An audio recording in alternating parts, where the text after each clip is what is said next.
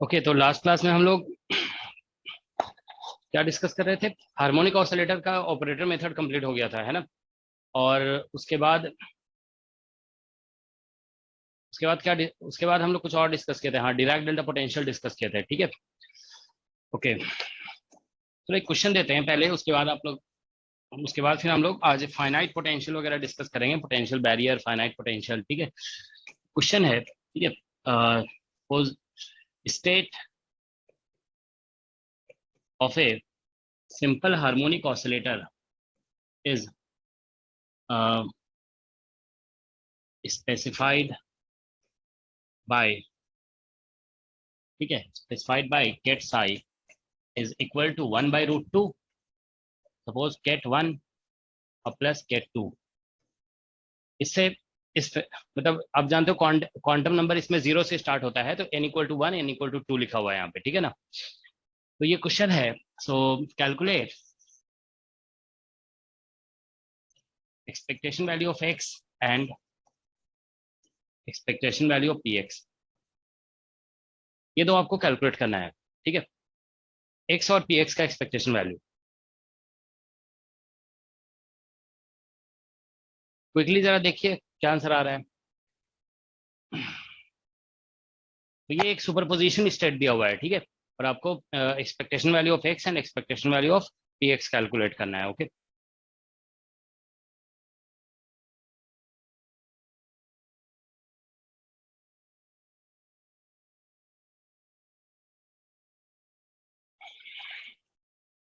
कितना हुआ है सर? अभी कुछ भी नहीं हुआ है, बस यही एक क्वेश्चन दिया गया है, बस फर्स्ट क्वेश्चन है ये।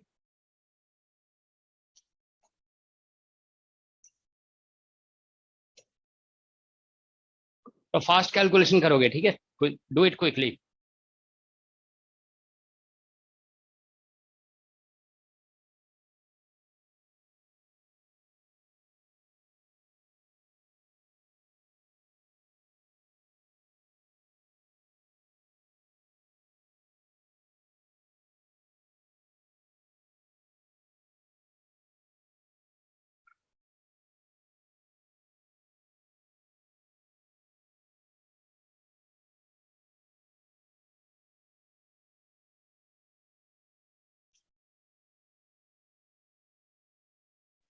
Sir 1/√2 under root h cut upon 2m omega expectation of X. एक मिनट।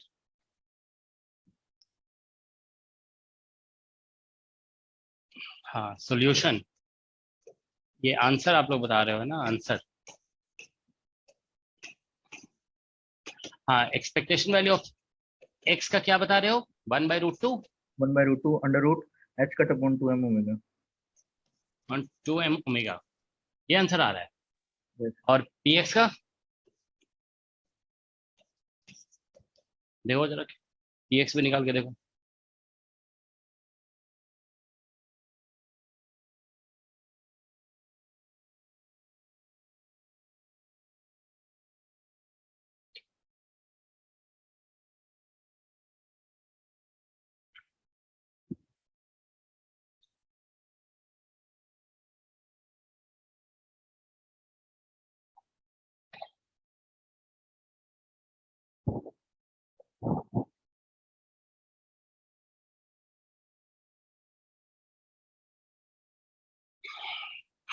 नहीं, ये आंसर हमने नहीं लिखा है, आप लोगों ने बताया है, ठीक है।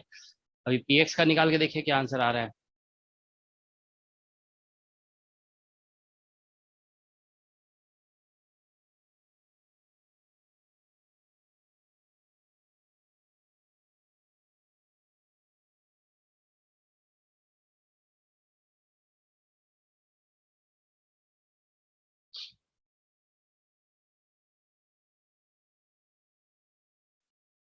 Sir 2√2 H cross omega P x. 2√2, H cross omega. ये तो पहली बात डायमेंशनली रंग गलत है, क्योंकि एच क्रॉस ओमेगा एनर्जी होता है ना, तो ये px का एक्सपेक्टेशन वैल्यू इतना कैसे आ गया? डायमेंशनली इनकरेक्ट है ये आंसर।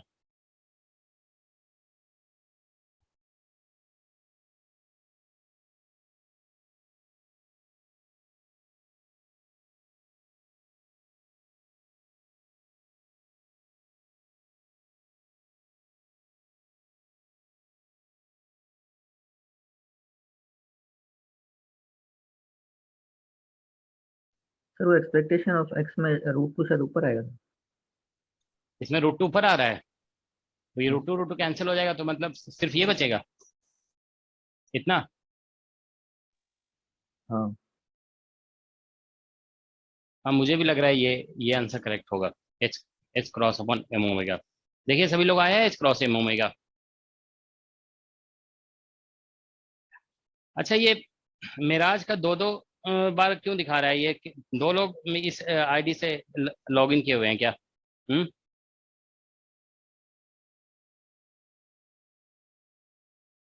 अब तो एक ही दिखाने लगा। अब देखो, एक तुरंत गायब हो गया हमने जैसे ही बोला। ऐसा भी हो जाता है क्या कि एक ही आईडी से दो लोग देख रहे हैं?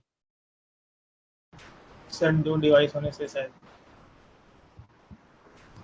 सर एक टाइम पर एक ही अलाउ होता है। हाँ, एक टाइम पे तो हमें भी सर्विस प्रोवाइडर ने यही बोला है कि एक ही अलाउ होगा।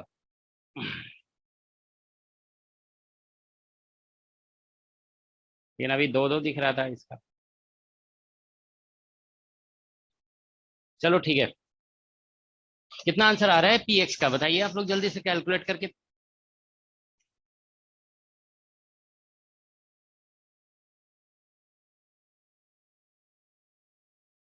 सर 0 आएगा क्या सर? देखो कैलकुलेट करके क्या आ रहा है।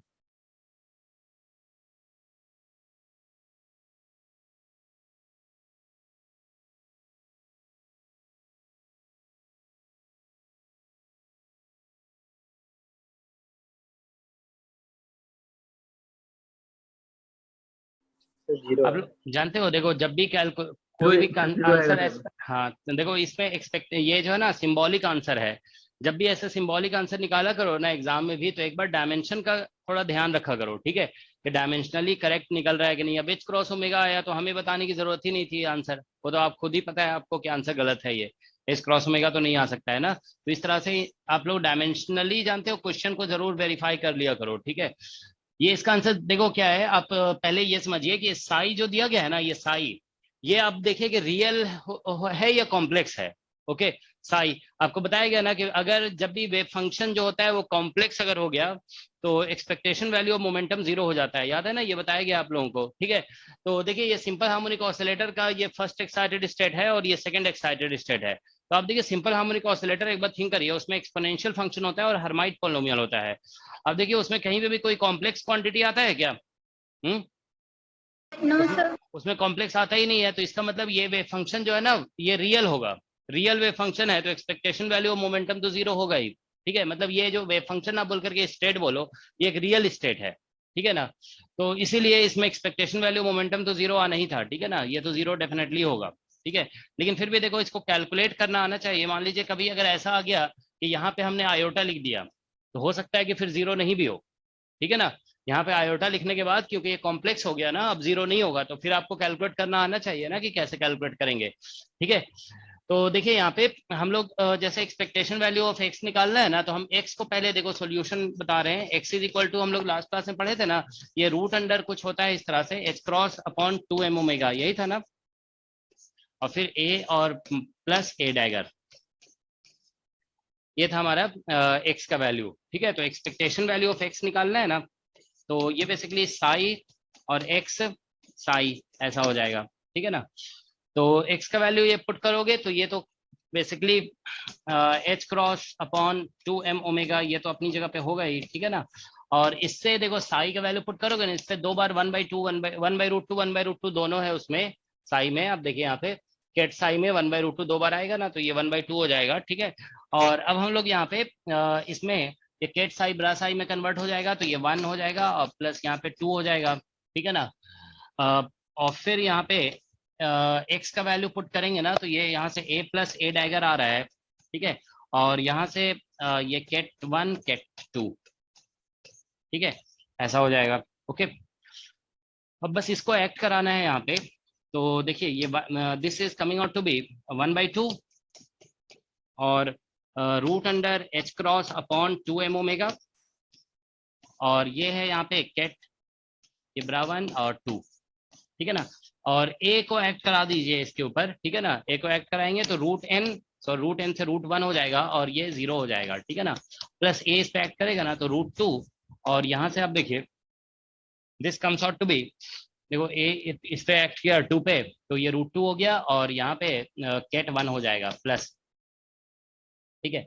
अब ए डैगर एक्ट करेगा तो ये रूट 2 और केट 2 हो जाएगा, ठीक है ना, और प्लस ए डैगर इसके ऊपर एक्ट कर रहा है तो ये रूट 3 और केट 3 हो जाएगा, ठीक है।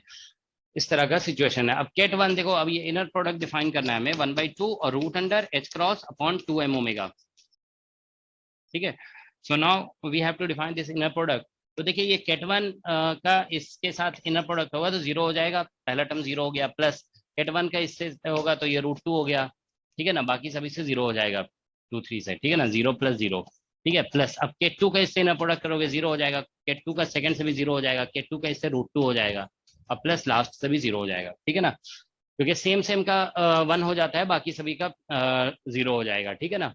तो रूट टू ये हो जाएगा 2 रूट 2, तो 2 और 2 कैंसिल हो जाएगा, रूट टू कैंसिल भी हो जाएगा, तो H cross upon m omega होगा, यही इसका आंसर है, दैट्स द आंसर, ठीक है। तो एक्सपेक्टेशन वैल्यू ऑफ x इतना निकल रहा है, ये एक सुपरइम्पोज स्टेट के रिस्पेक्ट में था, ठीक है। आप ऐसा मत समझोगे कि एक्सपेक्टेशन वैल्यू ऑफ x जैसे मान लीजिए आइगन स्टेट ऑफ हैमिल्टोनियन के रिस्पेक्ट में निकालते हो ना, जैसे देखिए कोई साई n और यहाँ पे ऐसे निकालते हो x और यहाँ पे साई n, और तो ये 0 आता है वेयर साई n जो है ना हैमिल्टोनियन का आइगन स्टेट है, इस तरह से en और ये साई n, ठीक है ना, ये हैमिल्टोनियन का आइगन स्टेट है, और आइगन स्टेट का सुपरपोजिशन अगर होगा तो फिर ये 0 नहीं भी हो सकता है, ठीक है ना, इस केस में 0 आता है ये, ठीक है। ऑलराइट, सो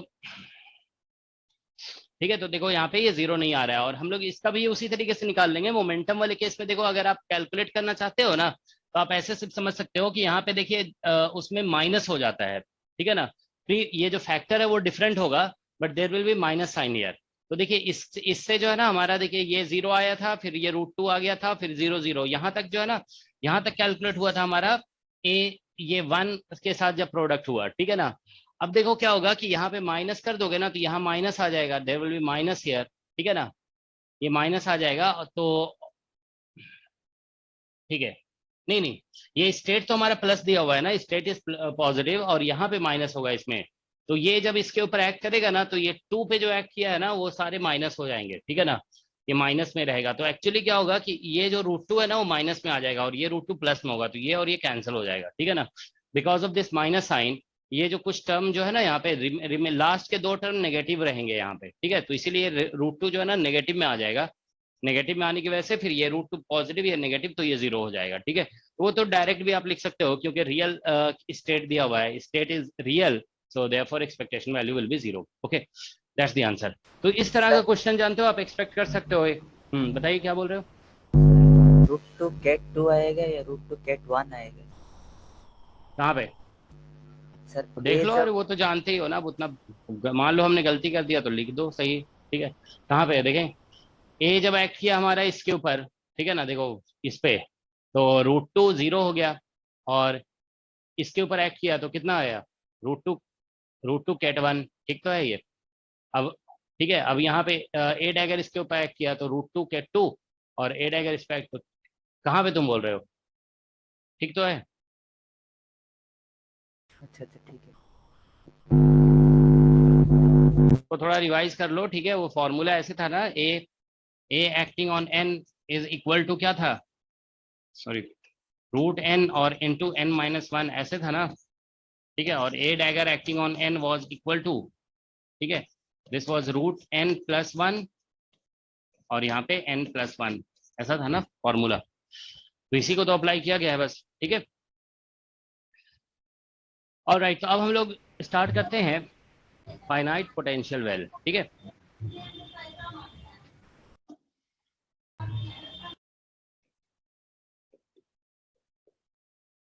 देखो फाइनाइट पोटेंशियल वेल वगैरह से देखो फ्रैंकली स्पीकिंग अभी तक जितना पढ़ाया गया ना आप लोगों को पोटेंशियल से रिलेटेड, जैसे Dirac delta potential, harmonic oscillator, infinite potential well, ठीक है ना, और क्या बोलते हैं स्टेप पोटेंशियल, एग्जाम में जो क्वेश्चन आते हैं ना इसी से आते हैं, जो मतलब समझ लो कि मोर और लेस जैम का सिलेबस है, तो जैम का जो सिलेबस है ना उसी से लगभग क्वेश्चन आता है एग्जाम में। अब थोड़ा सा जो एडवांस पढ़ाया जा रहा है ना आप लोग को, जैसे डिराक डेल्टा पढ़ाया गया उससे आता है क्वेश्चन, ठीक है ना।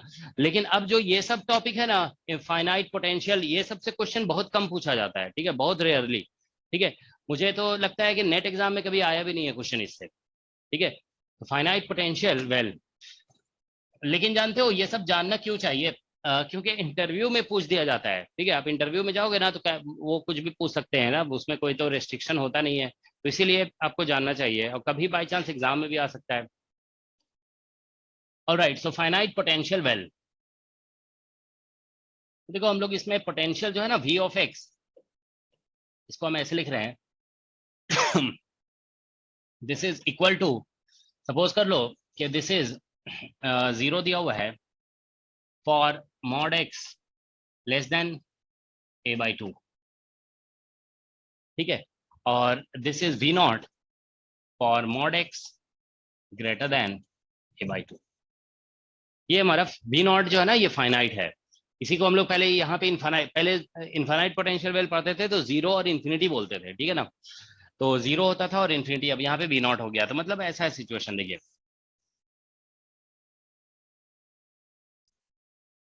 ये माइनस a/2 है और ये प्लस a/2 है। ठीक है, तो ये हमारा जीरो है। ठीक है, तो यहाँ से देखो, यहाँ पे पोटेंशियल v नॉट है और यहाँ पे पोटेंशियल v नॉट है। ठीक है, दोनों जगह पोटेंशियल v नॉट है। ठीक है, मतलब इधर पूरा हर जगह पे पोटेंशियल v नॉट होगा everywhere.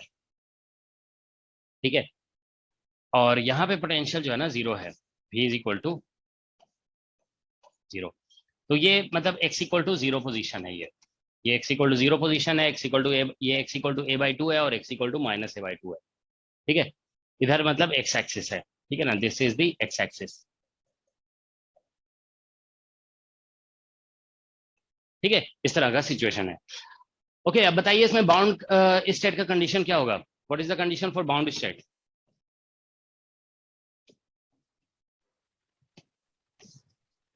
For bound state last class में बताया था ना बाउंड स्टेट कंडीशन।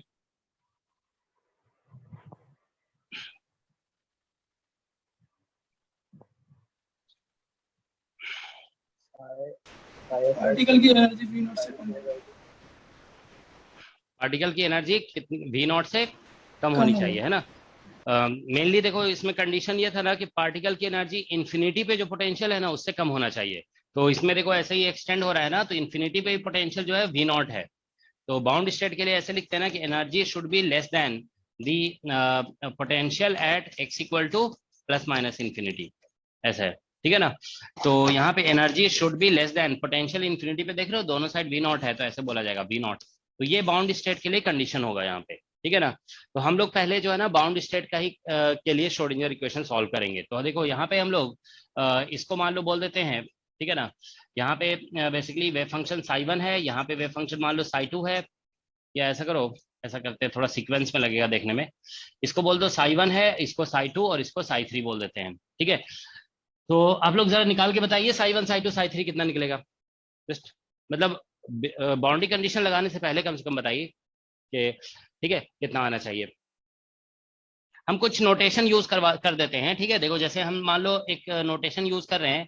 ठीक है, k1 is equal to 2m e और divided by h bar square, so this I am using. Okay, और k2 इज इक्वल टू हम यूज कर रहे हैं 2m और यहाँ पे e माइनस v नॉट, ठीक है, और divide by h bar square. So these two notations आपको यूज करना है और उसके बेसिस पे बताना है कि psi1 क्या है, psi2 क्या है, psi3 क्या है। ओके, कंडीशन ये लगा हुआ है देखो, e is less then v not. ठीक है, psi1 psi2 psi3 जल्दी से बताइए आप लोग using these notations k1 and k2।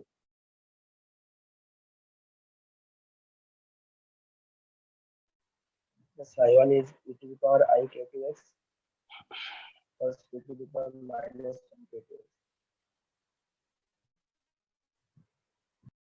हाँ बोलो, यहाँ पे क्या आ रहा है? psi1 is e to the power I k2x अरे कुछ कांस्टेंट वांस्टेंट नहीं लिखोगे, ऐसे ही लिख दोगे डायरेक्ट? a हाँ, कुछ कांस्टेंट भी तो लिखना पड़ेगा ना।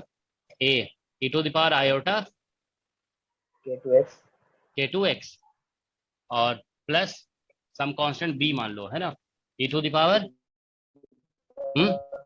माइनस माइनस आई k2x ऐसा लिखेंगे, ठीक है। और साई टू, ये साई वन लिखवाए हो कि साई टू लिखवाए हो? साई वन अच्छा ये साई वन है, ठीक है। और साई टू कितना आएगा?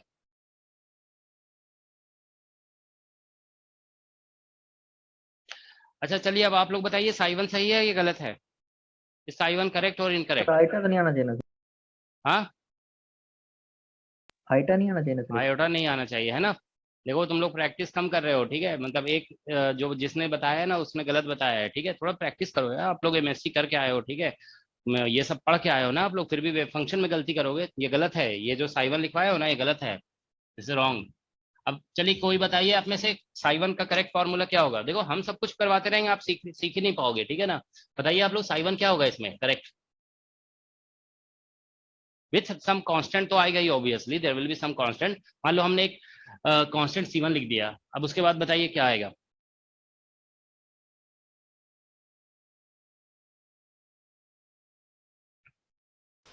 साई वन आएगा कांस्टेंट e की power minus k2x, sorry plus k2x आएगा सर यहाँ पर, क्या आएगा? Plus k2x। अच्छा साई थ्री आएगा माइनस k2x, साई थ्री आएगा हमारा, सम मान लो C3 लिख दिया और e to the power minus minus k2x। k2x। और साई टू आएगा, ये बताइए आप लोग सही बता रहे हैं या गलत बता रहे हैं? पहले अभी इतना तो रुक जाओ, अभी ये तो कर लें। फिर साई वन सही लिखा है। साई वन सही लिखा हो, साई टू और साई थ्री?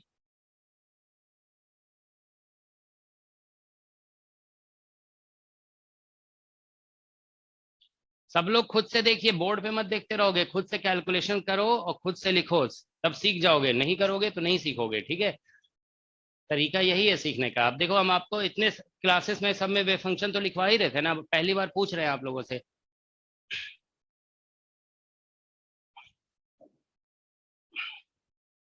बताइए, इसको कंफर्म करिए अभी। चलो पूछते हैं एक दो लोगों से। पूजा यादव बताइए आप, ये जो साई वन और साई थ्री लिखवाया गया है ये सही है या गलत है? ये मिराज ने बताया है इसे, ये हम नहीं बताए हैं।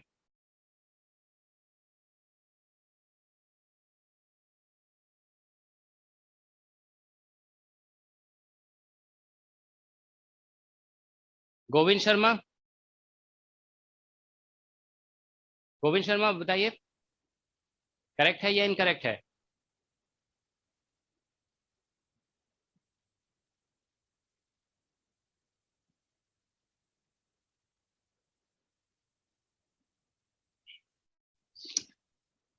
अरे सर ये बाउंड्री करेक्शन में करेक्ट, क्या हुआ? After boundary correction this one is correct. पहले इतना तो बताओ साई वन साई थ्री का फॉर्म सही है गलत है, ये बताना है ना पहले, उसके बाद बाउंड्री कंडीशन लगाएंगे ना। जी सर सही है। सही है, ठीक है। साई वन साई थ्री सही है, ये जो है ना सही बताया गया है, ठीक है। देखो हम एक बार लिख के भी दिखा देते हैं, ठीक है। आप लोग जानते हो लिख नहीं रहे हो, लगता है आप लोग लिखोगे जब तक नहीं ना फिजिक्स नहीं सीख सकते हो, ठीक है। थोड़ा लिखा करो आप लोग, ठीक है, तभी तो इतनी मिस्टेक हो रही है, ठीक है। देखो इसमें क्या होगा कि जब हम इस रीजन में पोटेंशियल जीरो है ना, तो टाइम इंडिपेंडेंट श्रोडिंगर इक्वेशन लगाओगे तो ऐसे लिखोगे ना, d2 psi by D X square और प्लस 2m और sorry 2m divided by h bar square, और यहाँ पे e माइनस v और इंटू साई, ऐसे लिखते हो इक्वल टू 0। तो इसमें जो है ना इस वाले रीजन में जब लिखेंगे ना, देखो मतलब इस रीजन में और इस रीजन में, ठीक है ना। मतलब mod x greater than 2 a/2 के लिए अगर हम लिखते हैं, मतलब ये mod x greater than a/2 मतलब ये वाला और ये वाला रीजन हो जाएगा। तो यहाँ पे जो है ना ऐसा आएगा d2 psi by D X square और प्लस 2m और divided by h bar square, ठीक है ना। और यहाँ से देखिए e माइनस यहाँ पे v नॉट हो जाएगा और इंटू साई इक्वल टू 0। तो इसमें बड़ा जो है ना, देखो v नॉट बड़ा है ना, v नॉट इज बिगर, तो ये वाला टर्म जो है ना नेगेटिव है, तो इसको नेगेटिव कर देते हैं, ठीक है ना। तो इसको ऐसे लिख दोगे d2 psi by D X square, ठीक है ना।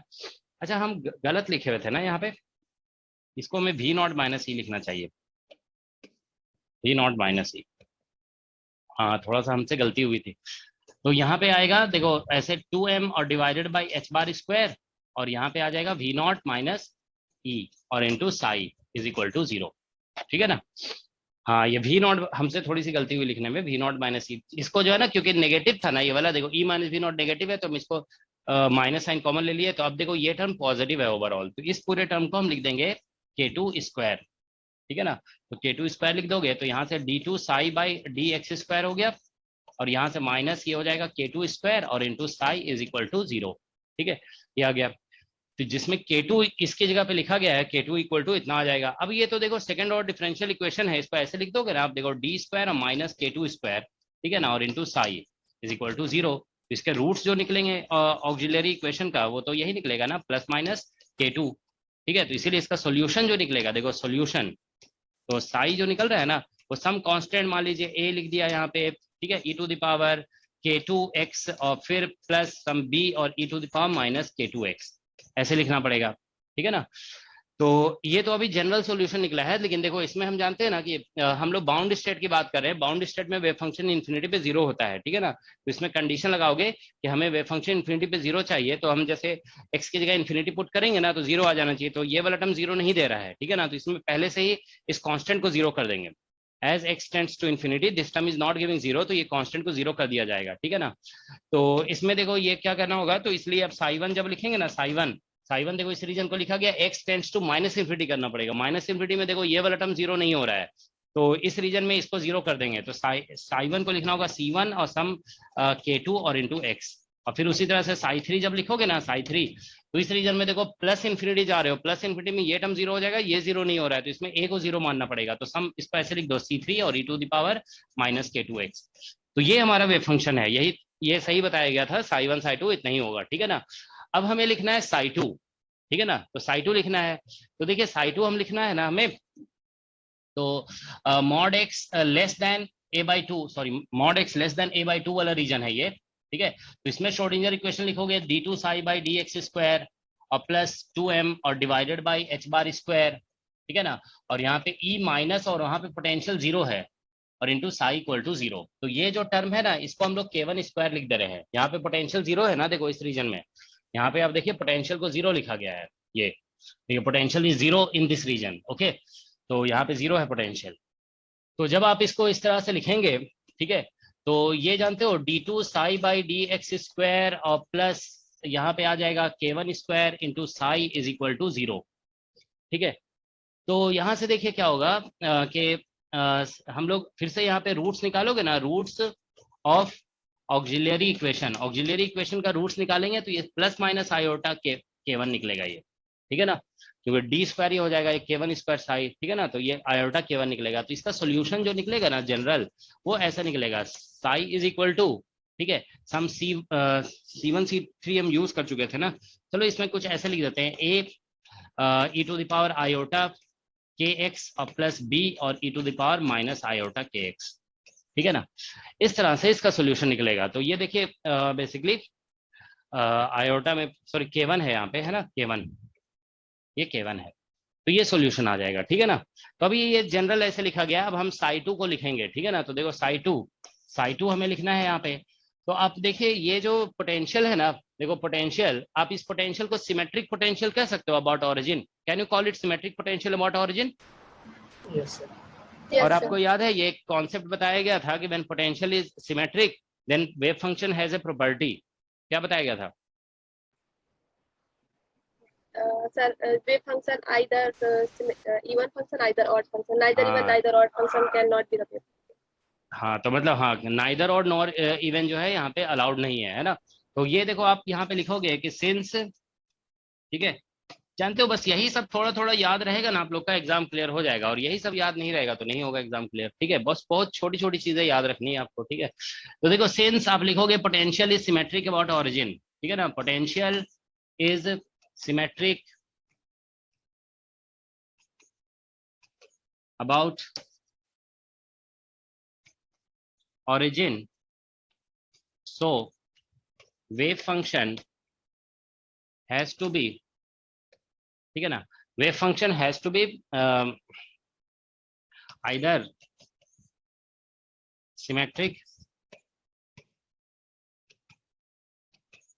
और antisymmetric, मतलब either even या odd, antisymmetric कहने का मतलब odd, ठीक है ना, सिमेट्रिक मीन्स इवन, ठीक है। तो इसीलिए जानते हो साई2 को हम लोग ऐसे लिखेंगे, देखो आप सभी जानते हो कि ये और ये मिल करके अगर मान लो बीच में प्लस साइन आ गया तो कोसाइन फंक्शन बना देगा, और अगर माइनस साइन आ गया, मान लो b इज इक्वल टू ए हो गया तो ये कन्वर्ट हो जाएगा कॉस में, और अगर b के जगह पे माइनस ए आ गया तो ये कन्वर्ट हो जाएगा साइन फंक्शन में, ठीक है ना। तो इसीलिए साई2 जो है ना ऐसे लिखा जाएगा सम c2, ठीक है, और साइन k1x, ठीक है, और साई2 is equal to sum c2 और cos k2x सॉरी k1x, ऐसे लिखा, इस तरह से लिखा जाएगा, ठीक है ना।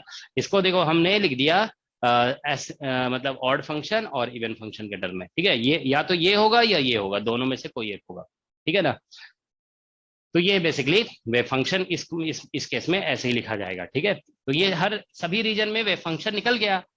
देखो है कुछ भी नहीं ये कैलकुलेशन, जानते हो अगर आप थोड़ा सा मतलब बेसिक समझ गए हो ना श्रोडिंगर इक्वेशन कैसे सॉल्व करते हैं, तो कुछ भी नहीं है। देखो हमको ये सब लिखने में कितना टाइम लगा, ये तो आप डिफरेंशियल इक्वेशन देखो समझते हो अगर, तो इसको लिखने में कुछ भी नहीं लगेगा, यहाँ से यहाँ तक ही तो थोड़ा सा कैलकुलेशन किया गया ना, और इसमें देखिए बस ये कैलकुलेशन किया गया। अब ये सब आप जानते हो जब, तो ये सब बताने की जरूरत तो नहीं है ना, डायरेक्ट लिख दोगे आप, ठीक है। तो ये आ गया। अब हम लोग लगाते हैं बाउंड्री कंडीशन, ठीक है ना। तो देखिए यहाँ पे let us apply boundary condition. तो हम देखो बाउंड्री कंडीशन लगाने जा रहे हैं, तो बाउंड्री कंडीशन ये लगा दोगे आप, देखो यहाँ पे पोटेंशियल ऐसा है ना, देखो इस तरह से, यहाँ पे पोटेंशियल V0 है, ठीक है, ये x इक्वल टू ए कितना था a/2, ठीक है ना। इधर वेव फंक्शन साई2 है और इधर वेव फंक्शन साई3 है, ठीक है ना।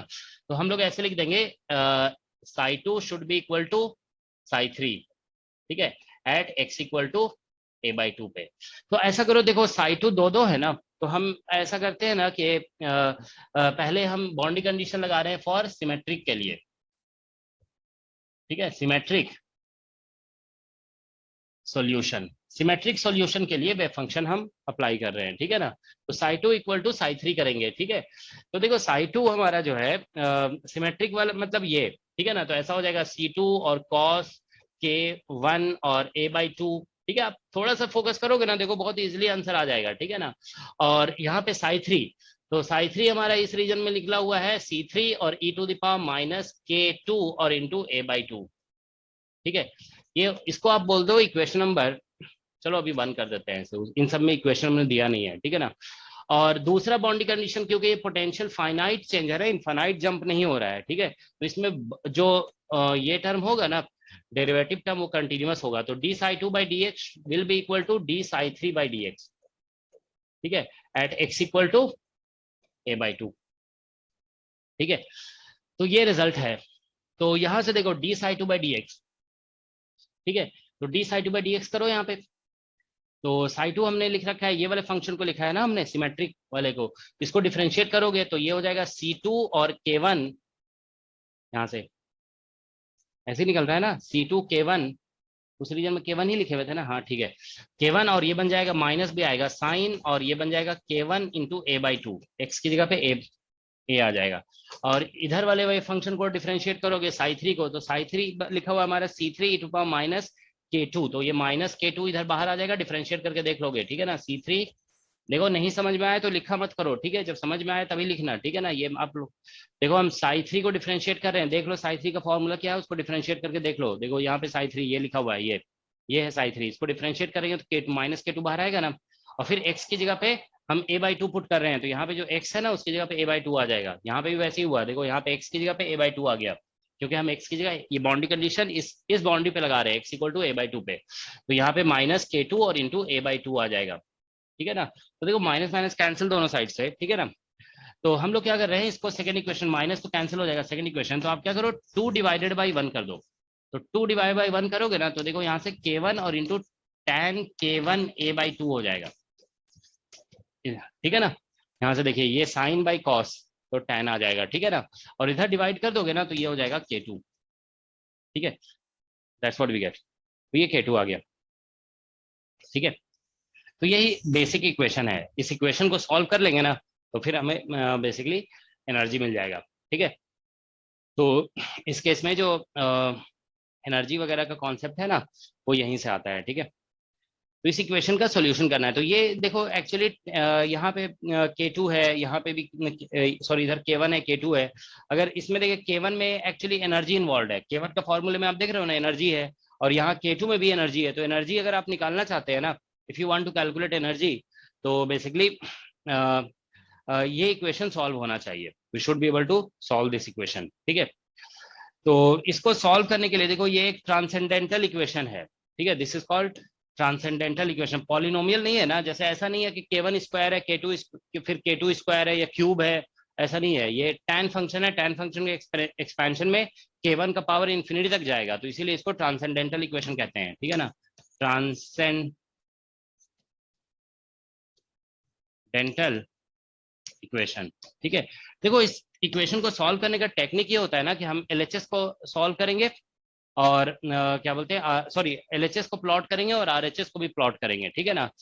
तो दोनों को जब प्लॉट करेंगे ना, तो हमारा जो ग्राफ बनेगा उस सॉरी दोनों का ग्राफ, LHS का ग्राफ और RHS के ग्राफ का जो इंटरसेक्शन होगा वही बेसिकली सॉल्यूशन कहलाता है। Intersection point gives the solution, okay. तो यहाँ पे एक्चुअली आप देखो क्या हो रहा है कि जनरली ट्रांसेंडेंटल इक्वेशन जब हम लिखते हैं ना, तो ऐसा होता है, देखो जैसे sine X is equal to X है या exponential X is equal to X है, तो इसको बोलते हैं ट्रांसेंडेंटल इक्वेशन। मतलब इधर वाला टर्म जो है ना, LHS अगर एक्स का फंक्शन है तो RHS भी एक्स का फंक्शन होता है। तो यहाँ पे आप देखो LHS K1 का फंक्शन है तो RHS K2 का फंक्शन है, ठीक है ना। तो इसीलिए जो है ना इसको K1 में चेंज कर देते हैं, ठीक है ना। तो इसको K1 में पहले चेंज करना पड़ेगा। Let us call it equation number 3, ठीक है। तो देखिए हमारे पास K1 इज इक्वल टू या K1 square is equal to इतना लिखा हुआ है 2me और divide by h bar square, ठीक है ना। और K2 स्क्वायर लिखा हुआ है 2m और divided by h bar square, और यहाँ पे e माइनस बी नॉट है, ठीक है ना, ये लिखा हुआ है, ठीक है। तो आप देखिए दोनों को अगर आप ऐड कर देते हो, if you add the two K1 square और प्लस K2 स्क्वायर, ठीक है, या सब्ट्रैक्ट कर दें दोनों को, ठीक है, दोनों को सब्ट्रैक्ट करते हैं, ठीक है। जो भी ऐड करो या सब्ट्रैक्ट करो, ऐसा कोई रूल नहीं है, ठीक है ना। तो देखो हम चलो सब्ट्रैक्ट कर देते हैं, तो K1 स्क्वायर और K2 स्क्वायर कर दो। अच्छा उल्टा लिखा हुआ था ना, सॉरी ये था, हाँ ये था हमारा V नॉट और माइनस ई, ठीक है। तो चलो ठीक है, तो यहाँ पे ऐड करने से ही हो जाएगा, ठीक है। देखो ऐड कर दें अगर हम दोनों को, देखो यहाँ पे तो ई और ई कैंसिल हो जाएगा। तो K1 square plus K2 square करोगे ना, तो ये 2m इंटू वी नॉट और divide by h bar square हो जाएगा। वी नॉट तो क्वेश्चन में दिया हुआ है, उस पोटेंशियल वेल का हाइट है ये, ठीक है ना। तो यहाँ से देखिए K2 square is equal to हम लोग लिख सकते हैं या K2 is equal to direct लिख दो 2m और इंटू वी नॉट और divided by h bar square और minus K1 square under root, ये लिखा हुआ है। तो इसको कुछ हम लिख देते हैं, ठीक है ना। तो इससे ऐसे लिख दो, ये alpha square minus K1 square, let us right like this, ये अल्फा स्क्वायर। तो अल्फा आप समझ रहे हो ना, देखो यहाँ पे अल्फा इसकी जगह लिखा हुआ है, alpha is equal to root under 2m into v nought और divided by h bar square. तो लॉजिक देखो समझ में आना चाहिए। हमने क्या किया है कि RHS पे K2 लिखा हुआ था ना, K2 को हम K1 के टर्म में एक्सप्रेस कर रहे हैं, तो भी तो LHS भी K1 का फंक्शन हो जाएगा, RHS भी K1 का फंक्शन हो जाएगा, ठीक है ना। तो इसलिए ऐसा किया गया है, ठीक है। तो अब आप देखिए ये K1 का फंक्शन बन गया दोनों साइड, ओके। तो हम लोग देखिए यहाँ पे इसको ऐसे लिख सकते हैं K1 और ये हो जाएगा tan और K1 इंटू a और divided by 2 is equal to root under, और K2 की जगह ये लिख दो यहाँ पे, ये जो हमने अभी पुट किया यहाँ पे alpha square minus K1 square, alpha square minus K1 square. इसको जानते हो डिफरेंट बुक्स में डिफरेंट वे में एनालाइज किया जाता है, ठीक है ना। कुछ लोग जानते हो, कुछ बुक्स में आप देखोगे वो ऐसा भी कह सकते हैं कि हम इस फंक्शन को प्लॉट करें और इसको प्लॉट करें, ठीक है ना। डिफरेंट तरीके होते हैं इसको एनालाइज करने का, हम देखो एक दूसरे तरीके से बता रहे हैं, ठीक है ना। तो यहाँ से देखिए tan, क्योंकि हम लोग जानते हैं ना जिसका ग्राफ इजिली वो हम यूज कर रहे हैं, ठीक है ना। कुछ बुक्स में ग्राफ जो प्लॉट क्या होता है ना, वो इस पूरे का ग्राफ प्लॉट क्या होता है K1 tan K1a, ओके। तो हम जानते हैं कि tan का हम लोग ग्राफ जानते हैं ना, तो इसीलिए हम इसका यूज कर रहे हैं, ठीक है ना। तो देखो K1 से डिवाइड कर दोगे ना, तो ये बन जाएगा alpha square by K1 square और -1, ठीक है ना। ये बेसिकली रिजल्ट है। तो इसमें आप ये नोटिस करोगे, देखो यहाँ पे K1 जो है ना, K1 बेसिकली आप देखिए K1 लिखा हुआ था रूट अंडर 2me और divided by h bar square, ये लिखा हुआ है K1, है ना। K1 यही था ना, देखो ये। तो देखिए और साथ साथ हमारे पास ये भी कंडीशन है कि E less than V not हम लोग मान के चल रहे हैं, ठीक है ना। E is less then V not, तो इसका मतलब जो है ना K1 जो होगा वो हमेशा अल्फा से लेस है, ठीक है ना, क्योंकि E जो है V नॉट से लेस है। तो यहाँ पे K1 is actually less than V not, मतलब रफली क्लोज टू वी नॉट जा सकता है ये, मगर ग्रेटर नहीं हो सकता, it can not be greater. तो K1 देखिए यहाँ पे मतलब ऐसे लिखोगे ना, K1 जो है वो भी अल्फा से लेस है, K1 is less then alpha, ठीक है ना, sorry K1 is less then alpha बोल रहे थे ना यहाँ पे, K1 is less then alpha, क्योंकि K1 जो है ना E से कैलकुलेट हो रहा है, अल्फा V नॉट से कैलकुलेट हो रहा है, और E is less then V not. Okay, तो K1 is actually less than V not, sorry alpha, K1 is less then alpha क्योंकि E is less then V not, ठीक है। तो K1 अल्फा से लेस है, तो ये जो टर्म है ना रियल है, ठीक है ना। अगर K1 जो ग्रेटर हो जाएगा तब तो ये बेसिकली इमेजनरी हो जाएगा, तो इक्वेशन फिर आप सॉल्व नहीं कर पाएंगे, रियल वैल्यू कोई सोल्यूशन नहीं आएगा, ठीक है। तो अब देखो ये एक ट्रांसेंडेंटल इक्वेशन है, LHS भी K1 का फंक्शन है, RHS भी K1 का फंक्शन है, ठीक है। तो इसको हम लोग टू सॉल्व इट, ठीक है, to solve this equation we, ठीक है, we look for intersection of, ठीक है, ऑफ LHS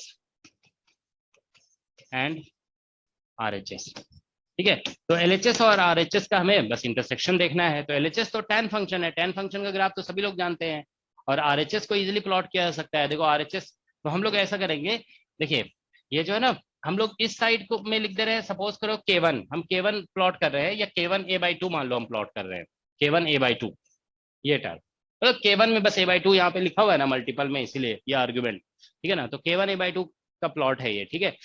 तो इधर अभी हम जैसे देखिए tan फंक्शन को प्लॉट करने जा रहे हैं, तो tan फंक्शन आप जानते हो ना π/2 पे इन्फिनिटी हो जाता है इस तरह से, तो हम यहाँ पे ऐसे लाइन ड्रॉ कर देते हैं अभी फॉर द टाइम बिंग, ठीक है ना। देखो यहाँ पे, तो यहाँ पे कुछ लाइन्स ऐसे ड्रॉ कर लेते हैं, इजी होगा हमारे लिए प्लॉट करना, ठीक है। देखो इस तरह से, ये कैलकुलेशन बहुत स्ट्रेट फॉरवर्ड है, ज्यादा डिफिकल्ट कैलकुलेशन नहीं है, थोड़ा सा एक बार फोकस कर लोगे ना समझ में आ जाएगा, ठीक है। देखिए इस तरह से हम लोग यहाँ पे प्लॉट कर रहे हैं, ये tan फंक्शन है, सॉरी, तो ये हमारा लाइन ड्रॉ कर दिया गया है π/2, मतलब ये π/2 है, सपोज कर लो ये पाई है, ये 3π/2 है, ठीक है ना। ये वाला टर्म यहाँ पे 2π है, ठीक है ना, ये मतलब 5π/2 हो जाएगा, ठीक है ना, एंड सो ऑन, इस तरह से। तो tan फंक्शन ऐसा होता है ना कि इन्फिनिटी पे π/2 हो जाता है, ठीक है, और ये 0 है, तो tan फंक्शन यहाँ से ऐसे जाएगा, कुछ इस तरह से लाइन आएगा, ठीक है। यहाँ पे भी ऐसा हो जाएगा, ये -π/2 हो जाएगा, दिस इज -π/2, ठीक है। तो अभी इधर क्योंकि k का नेगेटिव वैल्यू अलाउड नहीं है ना, पॉजिटिव ही वैल्यू होगा, ठीक है। तो हम लोग ये इधर देख रहे हैं, ठीक है ना। तो ये हो गया, ठीक है। उसी तरह से और प्लॉट करोगे तो यहाँ पे ऐसा आएगा, पाई पे tan फंक्शन 0 हो जाता है, फिर π/2 से थोड़ा ग्रेटर पे -इन्फिनिटी हो जाता है, ठीक है ना, ठीक है। फिर 2π पे tan फंक्शन 0 होता है, तो ये ऐसा, ये tan फंक्शन का प्लॉट है, ठीक है ना, एंड सो ऑन। तो ये जो येलो कलर से प्लॉट किया गया है, this are tan function, okay. अब हमको ये वाला फंक्शन देखो, tan तो इधर LHS में tan फंक्शन था, तो tan को प्लॉट कर दिया हमने, अब इसको प्लॉट करना है, ठीक है ना। तो इसे प्लॉट करना है, तो देखो ये K1 मतलब this function versus K1 plot करना है, तो ये K1 से जैसे से बढ़ेगा ना, तो ये टर्म घटता जाएगा, इनवर्सली रिलेटेड विद K1 है ना। तो देखो K1 को अगर हम 0 करते हैं, इफ आई मेक K1 0, तो 0 पुट करोगे, 0 से डिवाइड करोगे, ये इन्फिनिटी हो जाएगा, तो जब 0 के क्लोज जो है ना, ये इन्फिनिटी होगा, ठीक है। इसको देखो दूसरे कलर से प्लॉट कर दे रहे हैं, ठीक है ना। ये ऐसा होगा, ये इन्फिनिटी से ऐसे आ रहा है, और ये जो है ना बेसिकली इस तरह से डिक्रीज करेगा, लेकिन ये डिपेंड करेगा कि ये जो देखो हम बताए K1 अल्फा से ग्रेटर नहीं हो सकता, और अल्फा डिपेंड्स ऑन V0, तो अल्फा का वैल्यू जो है ना, देखो यहाँ पे ऐसे लिखा हुआ है 2m V0 और डिवाइड बाय h², ये लिखा हुआ है। तो हमें देखना होगा V0 का हाइट कितना दिया हुआ है, तो वो डिपेंड करेगा ना, V0 पे डिपेंड करेगा कि अल्फा का क्या वैल्यू आ रहा है, ठीक है। तो अगर मान लो V0 का वैल्यू कुछ इस तरह से है, ठीक है ना, इट इज समथिंग कि अल्फा का वैल्यू बहुत ज्यादा नहीं है, ठीक है ना, it is not very large, okay. यहाँ पे जैसे हम इसको जो है ना थोड़ा सा और मॉडिफाई करें, तो इसको भी ऐसे लिखा जा सकता है, देखिए अल्फा A/2 आप लिख दो यहाँ पे होल स्क्वायर, और यहाँ पे हो जाएगा K1 A/2 का होल स्क्वायर और -1, इसको आप ऐसे लिख दो तो ज्यादा बेटर लगेगा। तो अब देखो K1 A/2 हो गया, अल्फा A/2 हो गया, ठीक है ना। तो ये देखो एक्चुअली हमने बताया ना कि ये जो प्लॉट है वो बेसिकली K1 A/2 का प्लॉट है, ठीक है ना। हम इधर जो ये नंबर्स लिखे हुए ना π/2, ये बेसिकली k1 इंटू a/2, क्योंकि इसका भी आर्ग्यूमेंट जो था ना, देखो यहाँ पे k1 a/2, तो हम बता रहे k1 a/2 का वैल्यू π/2 जब हो जाएगा, देखो k1 a/2 π/2 होगा तो मतलब आर्ग्यूमेंट π/2 हो जाएगा, तो ये इन्फिनिटी है, तो ये इस एक्सिस पे k1 a/2 हमने लिख रखा है। ओके, तो ठीक है, तो देखिए अब आप ऐसे देखिए k1 a/2 जो है ना का वैल्यू जब π/2 को, सॉरी सपोज करो अल्फा का वैल्यू इस तरह से दिया हुआ है कि अल्फा a1/2 अगर हम लिखते हैं अल्फा a/2, सॉरी ये अल्फा a/2 है। अगर अल्फा a/2 का वैल्यू जो है ना सपोज करो π/2 के आसपास है, ठीक है ना, π/2 है, ये π/2 से भी कम है, π/2 से भी कम है, यहाँ पे मान लो ये दिस इज लेस देन π/2, अगर ऐसा सिचुएशन दिया हुआ है, तो हमें पता है कि अगर अल्फा a/2 π/2 से कम है, थोड़ा कम है मान लो, ठीक है ना, तो जब ये k1 जो है ना π/2 को मतलब अल्फा a/2 के वैल्यू को अप्रोच करेगा, तो ये दोनों जब इक्वल हो जाएंगे तो ये तो कैंसिल होकर के जीरो हो जाएगा ना, तो इसीलिए ग्राफ इसका ऐसा होगा, देखो यहाँ पे, तो यहाँ से क्योंकि हम k1 का वैल्यू जीरो लिखे हैं, जीरो से डिवाइड करने पे इन्फिनिटी आ रहा है, तो ये इन्फिनिटी से स्टार्ट होगा यहाँ पे, सॉरी यहाँ से ये इन्फिनिटी से स्टार्ट हो रहा है, और फिर ये जो है ना यहाँ पे आकर के ऐसे जीरो हो जाएगा, ठीक है, it becomes zero like this, ठीक है, ये ऐसे जीरो हो जाएगा यहाँ पे, ठीक है। तो हम ये जो ग्राफ है ना, in this graph I am saying that कि ये जो अल्फा a/2 है ना वो लेस देन π/2 है, तो अल्फा a/2 लेस देन π/2 है, तो k1 का वैल्यू भी π/2 से कम होगा, तो इसीलिए ये जो ग्राफ है ना π/2 के बियॉन्ड नहीं जा पाएगा, ठीक है ना, क्योंकि यहाँ पे इमेजनरी हो जाएगा ना, ठीक है। अल्फा a/2 हम बोल रहे हैं π/2 से कम है अगर, तो ग्राफ बस ऐसे ही बनेगा, ठीक है। लेकिन अगर अल्फा a/2 π/2 से ग्रेटर है, तो अब ग्राफ जो है ना थोड़ा दूसरे तरीके से बनेगा, ठीक है ना। तो देखिए अगर मान लीजिए अल्फा a/2 π/2 से बड़ा है, अच्छा ये π/2 से छोटा हम बोल रहे थे ना, तो ये तो इससे पहले हो जाएगा ना जीरो, सॉरी π/2 से छोटा हम बोल रहे थे, तो अल्फा, ये देखो यहाँ पे अल्फा a/2 अगर π/2 से छोटा है, तो k1 a/2 भी π/2 से पहले, तो ग्राफ यहाँ पे जीरो आएगा, देखो ऐसे करके ये ऐसे करके ये ऐसे, और कहीं पे इधर ही ऐसे जीरो हो जाएगा, it is zero here somewhere here, ठीक है। अब अगर हम बोलते हैं अल्फा a/2 π/2 से बड़ा है लेकिन पाई से छोटा है, ठीक है ना, तो ये ऐसा कुछ ग्राफ आएगा, देखिए यहाँ से ऐसे इधर जाके कहीं पे जीरो हो जाएगा, तो ये ग्राफ जो है ना basically this graph is for alpha a/2 is greater than π/2 but less than pi, ठीक है, एंड सो ऑन, ठीक है। तो उसी तरह से फिर से ग्राफ बनेगा ये ऐसे, ठीक है, इधर से कोई ग्राफ आएगा, और ये अगर पाई से ग्रेटर हो गया और 3π/2 छोटा है, तो ऐसा बन जाएगा, ठीक है ना। तो this graph is for alpha a/2 is greater than pi but less than 3π/2, ठीक है। 3π/2 से देखो अल्फा a/2 कम है ना, तो फिर k1 भी उससे कम होगा, क्योंकि k1 हम जानते हो कि अल्फा से कम है, ठीक है। तो अल्फा a/2 अगर इस वैल्यू से कम हो रहा है 3π/2 से, तो मतलब k1 a/2 भी जो है ना इससे कम होगा, तो ग्राफ इससे पहले ही खत्म हो जाएगा, ठीक है ना, यहीं पे।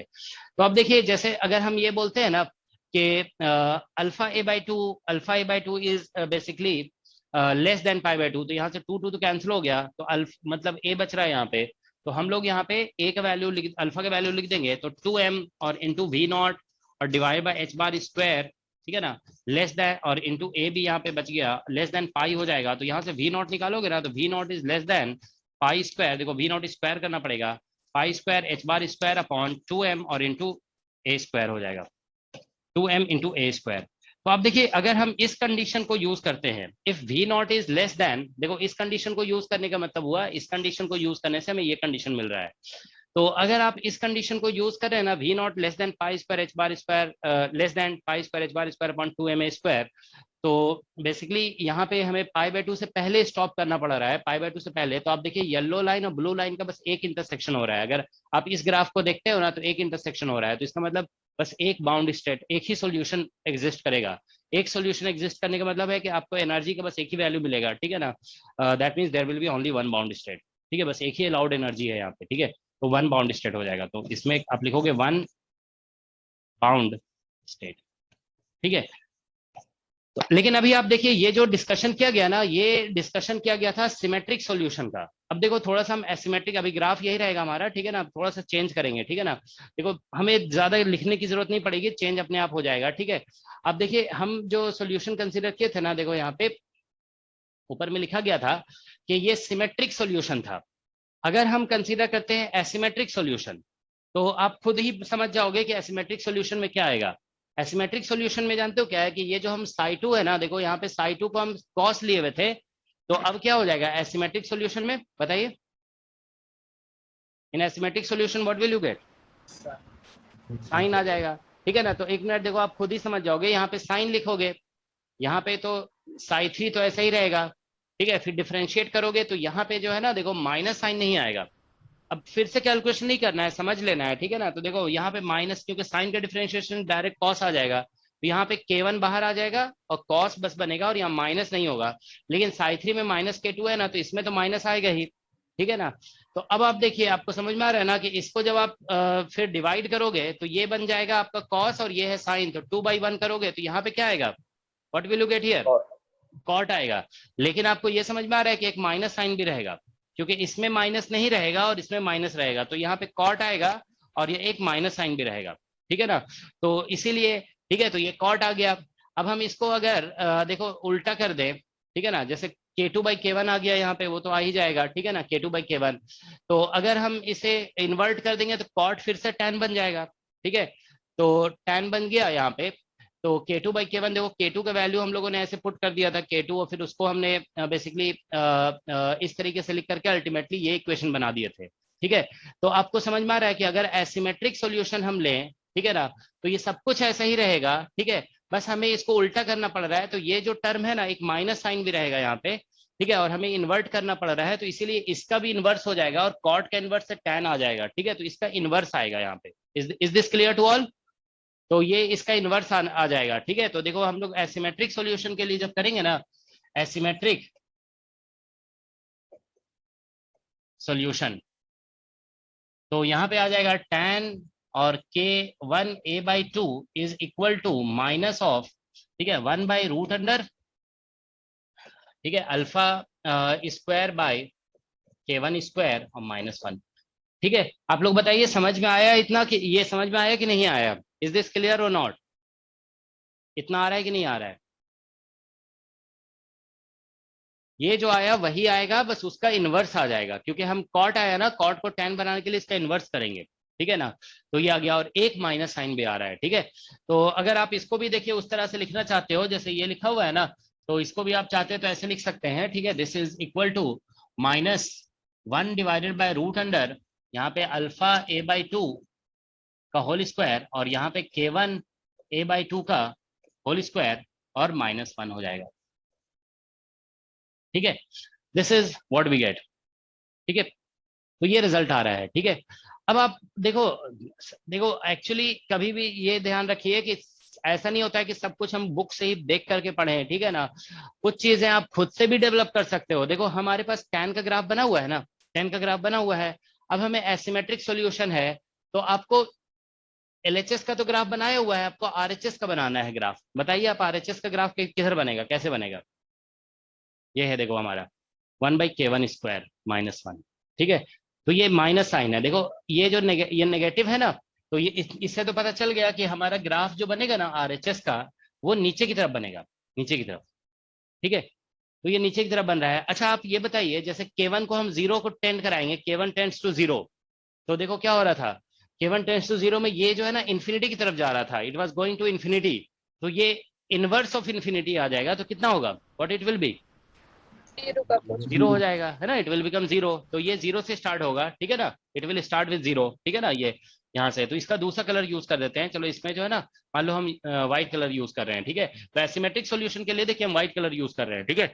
और अब आप बताइए k1 टेंड्स टू अल्फा, देखो अल्फा की तरफ ये टेंड करेगा, ठीक है ना, when it tends to alpha, क्योंकि k1 लेस देन अल्फा है ना, तो अल्फा के क्लोज जाएगा ये, k1 के वैल्यू अगर अल्फा के क्लोज ले जाते हैं तो ये टर्म कैंसिल होकर के ये बन जाएगा 1, ठीक है ना। 1 - 1 0, 0 से डिवाइड करोगे कितना हो रहा है, इन्फिनिटी, ठीक है ना, इन्फिनिटी। तो अब आप देखिए, जैसे हमने बोला ना कि अल्फा के वैल्यू जैसे मान लो लेस देन π/2, मान लो यहाँ पे हमने लिखा कि ये देखो यहाँ पे अल्फा a/2 जो है लेस देन π/2 है, तो k1 a/2 भी लेस देन π/2 होगा। तो ग्राफ जो होगा ना वो π/2 वाले लाइन को क्रॉस नहीं करेगा, क्योंकि ये k1 a/2 का ग्राफ है, it will not cross π/2 line, okay. तो इसमें ग्राफ जानते हो ऐसा बनेगा, देखो यहाँ 0 से स्टार्ट होगा और ये π/2 लाइन को क्रॉस नहीं करेगा, तो ये ऐसा हो जाएगा, it will be something like this minus में, ठीक है। अब उसके बाद अगर हम, तो ये जो ग्राफ है ना, this graph is for alpha a/2 is less than π/2, इसके लिए जैसे ऊपर में लिखा हुआ था ना, तो ये एसिमेट्रिक सॉल्यूशन के लिए देखो अल्फा ए बाई टू का ग्राफ जो लिखा हुआ है, alpha a by two less than pi by to के लिए ये ग्राफ था, ऐसे करके आया ये ऐसे यहाँ तक, पाई बाई टू वाली लाइन को क्रॉस नहीं कर रहा है, लेकिन ये इन्फिनिटी को जा रहा है ना, वहां जीरो हो रहा था, ये इन्फिनिटी की तरफ जा रहा है, ठीक है, तो इसीलिए ऐसा हो जाएगा, ठीक है। अब हम दूसरा वाला ग्राफ बनाएंगे, फिर से जीरो से स्टार्ट होगा, और ये जो है ना, अब alpha a by two less than, sorry greater than pi by two but less than pi, तो इसमें ग्राफ कुछ ऐसा, कुछ इस तरह से आएगा ग्राफ, ठीक है ना, समथिंग लाइक दिस। तो ये ग्राफ जो है देखो, this graph is for alpha a by two is greater than pi by two but less than pi, ठीक है।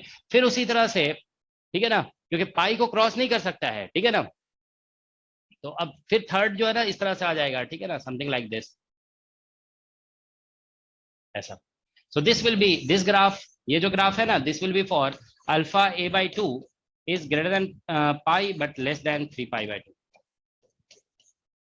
ठीक है, ऐसा है सिचुएशन, ठीक है। तो अब आप देखिए, अगर हम कहते हैं ना कि alpha a by two is less than pi by to, ठीक है, तो अब देखो alpha a by two less than pi by to के लिए ये ग्राफ है हमारा, ये वाला ग्राफ, ठीक है ना, तो ये एक जगह पे इंटरसेक्शन आया, और एसिमेट्रिक सॉल्यूशन में अगर देखते हैं, सिमेट्रिक में एक इंटरसेक्शन आ रहा है, और एसिमेट्रिक में देखो तो येलो लाइन से कहीं पे इंटरसेक्शन नहीं हो रहा है, देयर इज नो इंटरसेक्शन, ठीक है ना, तो इसमें कहीं पे इंटरसेक्शन नहीं हो रहा है, ठीक है ना, ये तो बेसिकली एक तो जीरो पे हो रहा है ना, ठीक है, तो जीरो केवल इक्वल टू जीरो का मतलब क्या होगा, ई इक्वल टू जीरो हो जाएगा, है ना, ई इक्वल टू जीरो, तो यहाँ पे अलाउड एनर्जी नहीं होगा, ठीक है ना, according to Heisenberg uncertainty principle, ठीक है, that is not allowed energy. तो देखो यहाँ पे हम बोलेंगे कोई इंटरसेक्शन नहीं है, देयर इज नो इंटरसेक्शन, ठीक है, ठीक है, तो ये इधर एसिमेट्रिक में कोई इंटरसेक्शन नहीं है। अब देखिए, अगर हम ये कंडीशन लेते हैं alpha by two greater than pi by two less than pi, तो आप देखो एसिमेट्रिक में एक इंटरसेक्शन आ रहा है, यहाँ पे ये वाले ग्राफ में देखो एक इंटरसेक्शन आ रहा है, और सिमेट्रिक में आप देखिए, सिमेट्रिक में भी एक इंटरसेक्शन आ रहा है, सिमेट्रिक में भी एक इंटरसेक्शन है, तो इसमें दो सोल्यूशन आ जाएगा, एक सिमेट्रिक सोल्यूशन होगा और एक एंटी सिमेट्रिक सोल्यूशन होगा, ओके। तो देखो, हम आपको बता रहे हैं, ये जो ग्राफ हमने बनाया ना, ये ग्राफ बुक्स में जनरली नहीं दिया होता है, बुक में अलग अलग दो ग्राफ बना होता है, एक टैन का ग्राफ बना होता है और एक कॉट का, लेकिन हमने सोचा कि एक ही ग्राफ में दोनों हम लोग बना सकते हैं, इसमें प्रॉब्लम क्या है, एक बार टैन का बना दिया, उसी को दो बार यूज कर लेंगे, और ऊपर भी नहीं बन रहा है, एक ऊपर बन रहा है एक नीचे बन रहा है, तो ज्यादा कंफ्यूजन भी नहीं होगा, ठीक है ना, तो बस आप ये ध्यान रखोगे, ठीक है, तो बस डिस्कशन यही है इसका, ठीक है। तो देखो यहाँ पे जब हम लोगों ने ये कहा ना कि अल्फा, तो वन सोल्यूशन आया, वन बाउंड स्टेट, और ये सिमेट्रिक स्टेट है, ओनली सिमेट्रिक स्टेट, ठीक है, इसको ऐसे लिख देते हैं सिमेट्रिक, देखो सिमेट्रिक स्टेट है, ठीक है। और अगर हम alpha a by two is greater than pi by to, ठीक है, और लेस देन पाई, तो इसको जब सॉल्व करोगे ना, व्हेन यू सॉल्व इट, तो इससे आ जाएगा V naught is greater than this value, क्योंकि ये less than pi by two में ये आया ना, तो pi square h bar square upon 2ma square, और लेस देन यहाँ पे देखिए पाई लिखा हुआ है ना, तो यहाँ पे आ जाएगा basically 2 square pi square h bar square upon 2ma square. अब कैलकुलेट करके देखो, यहाँ पे देखो ये जो है ना, बेसिकली ये पाई है ना, तो इसमें अल्फा में आएगा root under 2m H bar square, तो उसका स्क्वायर करोगे ना, तो ये 2 का स्क्वायर बन जाएगा, तो वो फिर क्रॉस मल्टीप्लाई करके यहाँ पे आ जाएगा। तो अब देखिए यहाँ पे वी नॉट अगर इससे ग्रेटर है और इससे लेस है, ठीक है, तो इसमें 2 बाउंड स्टेट्स आ रहे हैं, 2 बाउंड स्टेट्स, ठीक है, 2 बाउंड स्टेट, इसमें एक जो है ना सिमेट्रिक स्टेट होगा और एक जो है ना एंटी सिमेट्रिक स्टेट होगा, ठीक है ना, ये ध्यान रखोगे, ठीक है, मतलब इस तरह का होगा, देखो इसमें एक बाउंड स्टेट जो है ना इस तरह का बनेगा, ठीक है, ये सिमेट्रिक स्टेट ये इस तरह से है, ठीक है, इसमें 2 स्टेट होंगे, ये एक सिमेट्रिक स्टेट भी बाउंड स्टेट है, ठीक है, इस तरह से, और एक एंटी सिमेट्रिक स्टेट, ऐसा होगा, ठीक है, ये 2 स्टेट्स होंगे, क्योंकि एक्सपोनेंशियली डिके कर रहा है ना वे फंक्शन, तो आउटर रीजन में, तो इस तरह से होगा, दो बाउंड स्टेट्स हैं। तो अगर वी नॉट का वैल्यू देखो, अच्छा ये जो वैल्यूज है हम देख रहे हो ना, these values are basically particle in infinite potential well का जो एनर्जी है ना, वही है ये। तो आप देखो वी नॉट का वैल्यू ग्राउंड स्टेट जो उसमें होता है एनर्जी, उससे कम हो रहा है, ओके, उससे कम मतलब कुछ भी कम हो जाए तो एक बाउंड स्टेट तो एग्जिस्ट करेगा ही, ठीक है ना, तो एक बाउंड स्टेट एग्जिस्ट कर रहा है, ठीक है ना। और अगर वी नॉट का वैल्यू ग्राउंड स्टेट से कम है, फर्स्ट से ज्यादा है ग्राउंड, और फर्स्ट एक्साइटेड स्टेट से कम है। अगर आप देखिए यहाँ पे तो 2 बाउंड स्टेट आ रहे हैं, ठीक है। तो इसी तरह से फिर रिपीट होता जाएगा, ठीक है ना। तो वी नॉट आप ऐसे लिख दोगे greater than 2 square pi square और h bar square upon 2m a square, और फिर less than 3 square pi square और एच बार स्क्वायर, अगर ऐसा हो गया upon 2m into a square. अगर ये सिचुएशन आ गया तो इसमें आप लिखोगे 3 बाउंड स्टेट होंगे, 3 बाउंड स्टेट, ठीक है ना। इसमें 2 सिमेट्रिक स्टेट हो जाएंगे और 1 एंटी सिमेट्रिक स्टेट होगा, ठीक है ना। स्टार्टिंग में सिमेट्रिक है ना, तो एक सिमेट्रिक आया, फिर एक एंटी सिमेट्रिक, फिर सिमेट्रिक आ जाएगा, तो 2 सिमेट्रिक स्टेट होंगे और एक एंटी सिमेट्रिक स्टेट होगा, ठीक है। तो इस तरह से ये प्रोसीड होगा, ओके, ठीक है। तो ये आपको पता चल गया। देखो, तो एग्जाम में जो क्वेश्चंस आते हैं ना, वो बेसिकली इसी तरह से आते हैं कि वी नॉट का कुछ वैल्यू दिया हुआ हो सकता है, ठीक है ना। Some value of V naught may be given, और आपसे पूछा जा सकता है कि इसमें कितने बाउंड स्टेट होंगे, ठीक है ना, how many bound states are there, ठीक है, that can be asked, okay. तो ये बेसिकली ट्रांसेंडेंटल इक्वेशन के सॉल्यूशन से आता है, ठीक है ना। एक बार सिमेट्रिक स्टेट के लिए और एक बार एंटी सिमेट्रिक। देखो, हम एंटी सिमेट्रिक का कोई भी कैलकुलेशन नहीं किया, बस लॉजिक से बता दिए हैं, ठीक है ना, किस तरह से चेंजेस हो रहा है उसके अकॉर्डिंग बताया गया। तो जो सिमेट्रिक इक्वेशन है बोल सकते हो वही एंटी सिमेट्रिक का है, बस सिमेट्रिक में ये ऊपर था, अब एंटी सिमेट्रिक में नीचे आ गया, माइनस साइन एक लग गया है, okay, that's what we have, okay, ठीक है। तो देखो, एग्जाम के पॉइंट ऑफ व्यू से हम आपको एक क्वेश्चन देते हैं, ठीक है। देखिए, क्वेश्चन जो एग्जाम में आ सकता है ना, वो इस तरह से आ सकता है, ठीक है। देखिए, जैसे मान लो एक पोटेंशियल ऐसे दे दिया, अब मैं सपोज करो ये दे दिया है a/2 माइनस a/2, ये a/2 है, ठीक है ना, ये 0 है, ठीक है। मतलब देखो, ये माइनस a/2 इंपॉर्टेंट नहीं है, ठीक है ना, वो सॉल्व करने का तरीका था, ठीक है ना, उससे थोड़ा इजी हो जाता है सॉल्व करना। मेन आपको फोकस करना है कि इसका विड्थ a दिया हुआ है, दैट इज इंपॉर्टेंट, ओके। अब मान लो इसका ये जो हाइट दिया हुआ है ना, v naught is equal to, ये दिया हुआ है सपोज करो 48 pi square h bar square upon 2ma square, ये v नॉट का वैल्यू दे दिया है इतना, ठीक है। Now question is how many bound state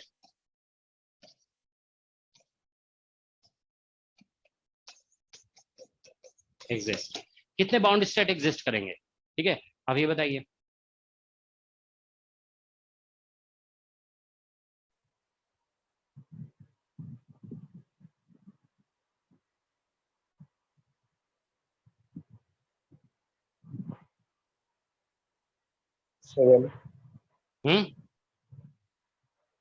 seven 7 आ रहा है, देख लो सभी लोग, देख लो कितना आ रहा है।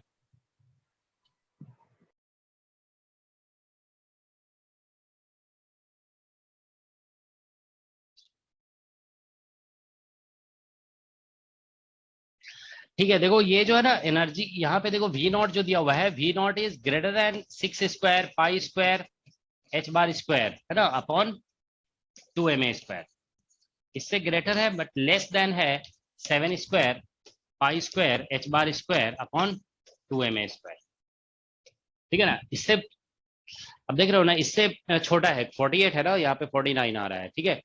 तो आप देखिए, जैसे हम लोग यहाँ पे आप देखो अभी कैलकुलेशन कर रहे थे ना, तो यहाँ पे जैसे 3 था, 3 वाले से लेस है यहाँ पे 3 के स्क्वायर से, तो इसमें आप बोल रहे 3 बाउंड स्टेट आ रहे हैं, ठीक है ना। 2 वाले से लेस था तो ये 2 बाउंड स्टेट आ रहा है, तो ये 7 से लेस है ना, मगर इससे ग्रेटर देखना जरूरी है, ठीक है ना, इससे ग्रेटर है, ठीक है। तो यहाँ पे बेसिकली अभी कह सकते हो there will be 7 bound state, ठीक है। तो ये 7 बाउंड स्टेट है, ठीक है। अब देखिए, ये क्वेश्चन हो गया, ठीक है ना। अब इसी को यूज करके हम लोग अदर क्वेश्चन फ्रेम कर सकते हैं। देखो, इसमें क्वेश्चन ऐसे पूछ सकता है, इफ इन प्रीवियस क्वेश्चन, ठीक है, the width of potential well, ठीक है ना, पोटेंशियल वेल इज हाफ, ठीक है ना, इसको हम हाफ कर दे रहे हैं, देन हाउ मेनी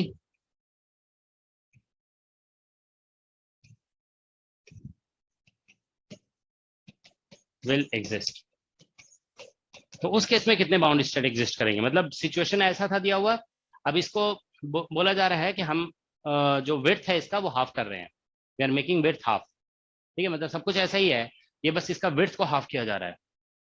तो फिर हमें बताना है कि कितने बॉन्ड स्टेट एग्जिस्ट करेंगे उस केस में।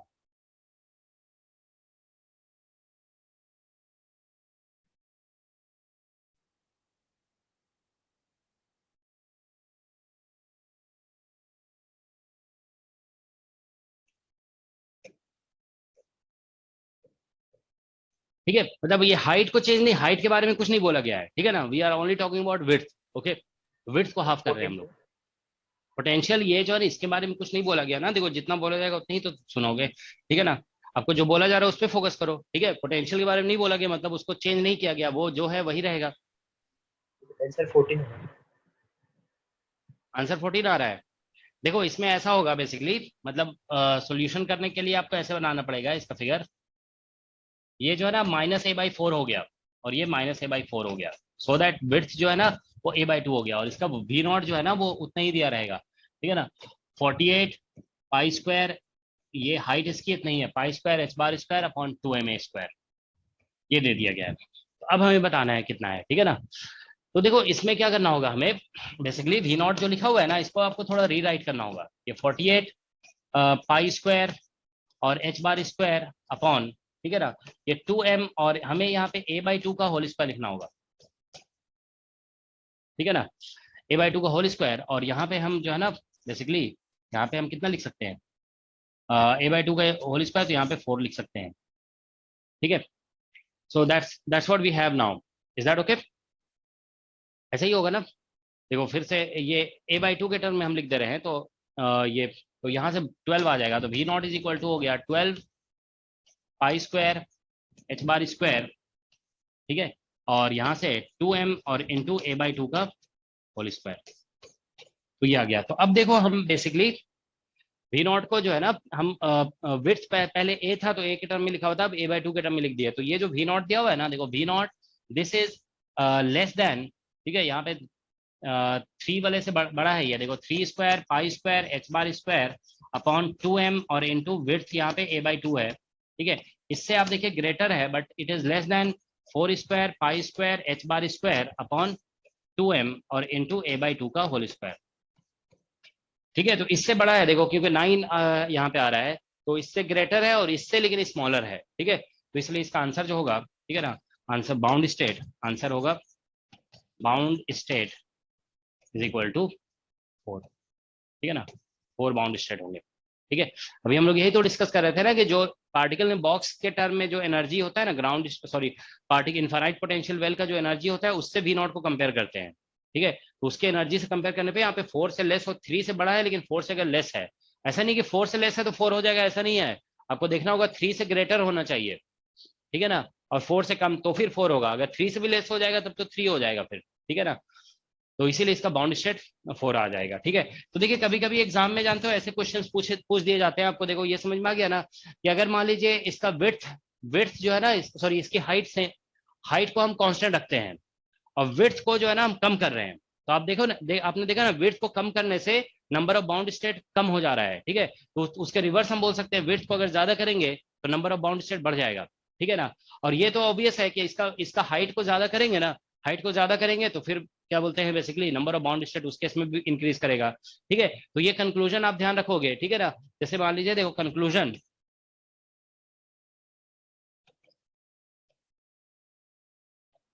Related to finite potential well, ठीक है, फाइनाइट पोटेंशियल वेल से रिलेटेड ये इंपॉर्टेंट कंक्लूजन है, ठीक है। जैसे मान लीजिए ये फाइनाइट पोटेंशियल वेल है, ये v0 है और ये विड्थ जो है इसका a दिया हुआ है, ठीक है। तो अगर हम देखो यहाँ पे v0 जो है ये फिक्स रखते हैं, ठीक है, और हम a को डिक्रीज करते हैं, ठीक है ना, तो नंबर ऑफ बाउंड स्टेट जो है ना, देखो यहाँ पे number of bound state decrease कर जाता है इसमें, ठीक है, अगर a को डिक्रीज करोगे तो। और v0 अगर फिक्स्ड है और a को इंक्रीज करोगे तो नंबर ऑफ बाउंड स्टेट जो है वो इंक्रीज कर जाएगा, इट विल इंक्रीज, ठीक है। सिमिलरली अगर आप देखिए v0 को a को फिक्स रखते हो, a को फिक्स रखेंगे और v0 को बढ़ाओगे ना, v0 बढ़ाने के मतलब हाइट बढ़ रहा है ना, तो फिर वो तो फिर ठीक है, तो उस केस में तो क्या बोलते हैं, बाउंड स्टेट ऑब्वियसली बढ़ेगा, ठीक है, तो उस केस में नंबर ऑफ बाउंड स्टेट, ठीक है ना, ये इंक्रीज कर जाएगा, ठीक है। उसी तरह से ए अगर हमारा फिक्स्ड है और वी नॉट को अगर डिक्रीज करेंगे तो number of bound states decrease कर जाएगा।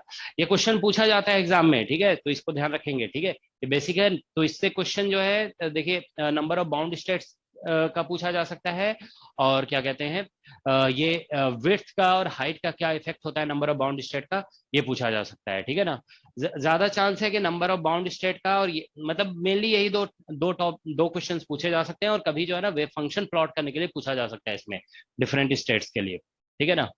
तो वेव फंक्शन हमने बता दिया ना, पहला देखो सिमेट्रिक है, फिर दूसरा एंटी सिमेट्रिक, मतलब एक कॉस की तरह बनेगा, फिर दूसरा साइन की तरह, फिर कॉस की तरह, फिर साइन की तरह, क्योंकि सिमेट्रिक एंटी सिमेट्रिक में कॉस साइन आ रहा है, और इधर जो है ना ऐसा नहीं कि मतलब इधर एक्सपोनेंशियली डिकेइंग फंक्शन है, इधर भी एक्सपोनेंशियली डिकेइंग है, तो ये ऐसे डिक्रीज करता जाएगा, इधर भी डिक्रीज कर जाएगा, ठीक है।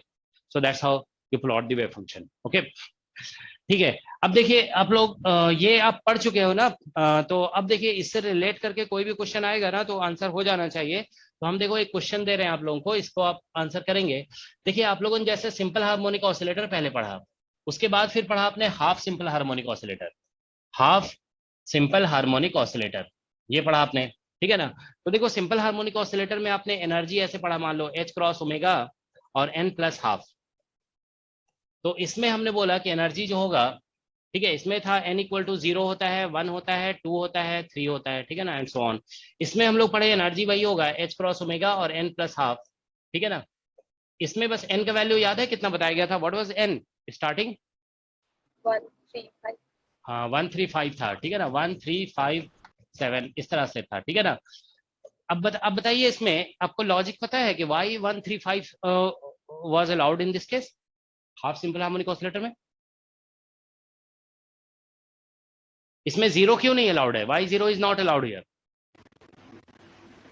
क्योंकि सर 0 इवन है और सिंपल हार्मोनिक ऑसिलेटर में psi n is equal to मतलब जब वो रखते हैं वो की वैल्यू तो उसकी वैल्यू 0 आती है, इसलिए ऑल ओड पर ये यहाँ पर वैलिड रहेगा, क्योंकि यहाँ पर हाफ में जो है वो वेव फंक्शन 0 से जा रहा है ना। हाँ मतलब इसमें पोटेंशियल ऐसा था ना, देखो इसमें देखो वही तो, हाँ सिर्फ इतना याद रखना जरूरी नहीं कि इसका एनर्जी इतना हो जाता है हाफ ऑसिलेटर में, इसमें ये भी याद रखना है कि यहाँ पे पोटेंशियल इन्फिनिटी हो जाता है, इसका पोटेंशियल ऐसे प्लॉट होता है, ठीक है। इस साइड है हमारा हाफ के एक्स स्क्वायर, तो यहाँ पे पोटेंशियल इन्फिनिटी हो गया ना, तो देखो इस पॉइंट पे पोटेंशियल इन्फिनिटी है, तो we want wave function to be 0 here, हमें वेव फंक्शन 0 चाहिए यहाँ पे, और वेव फंक्शन यहाँ पे 0 था only for odd value of n, ठीक है ना। हर्माइट पोलिनोमियल जो है 0 होता है x इक्वल टू 0 पे only for odd n, okay. तो ऑड n के लिए 0 हो रहा था, तो हम बोले कि ऑड n सिर्फ इसमें अलाउड होगा, ठीक है ना।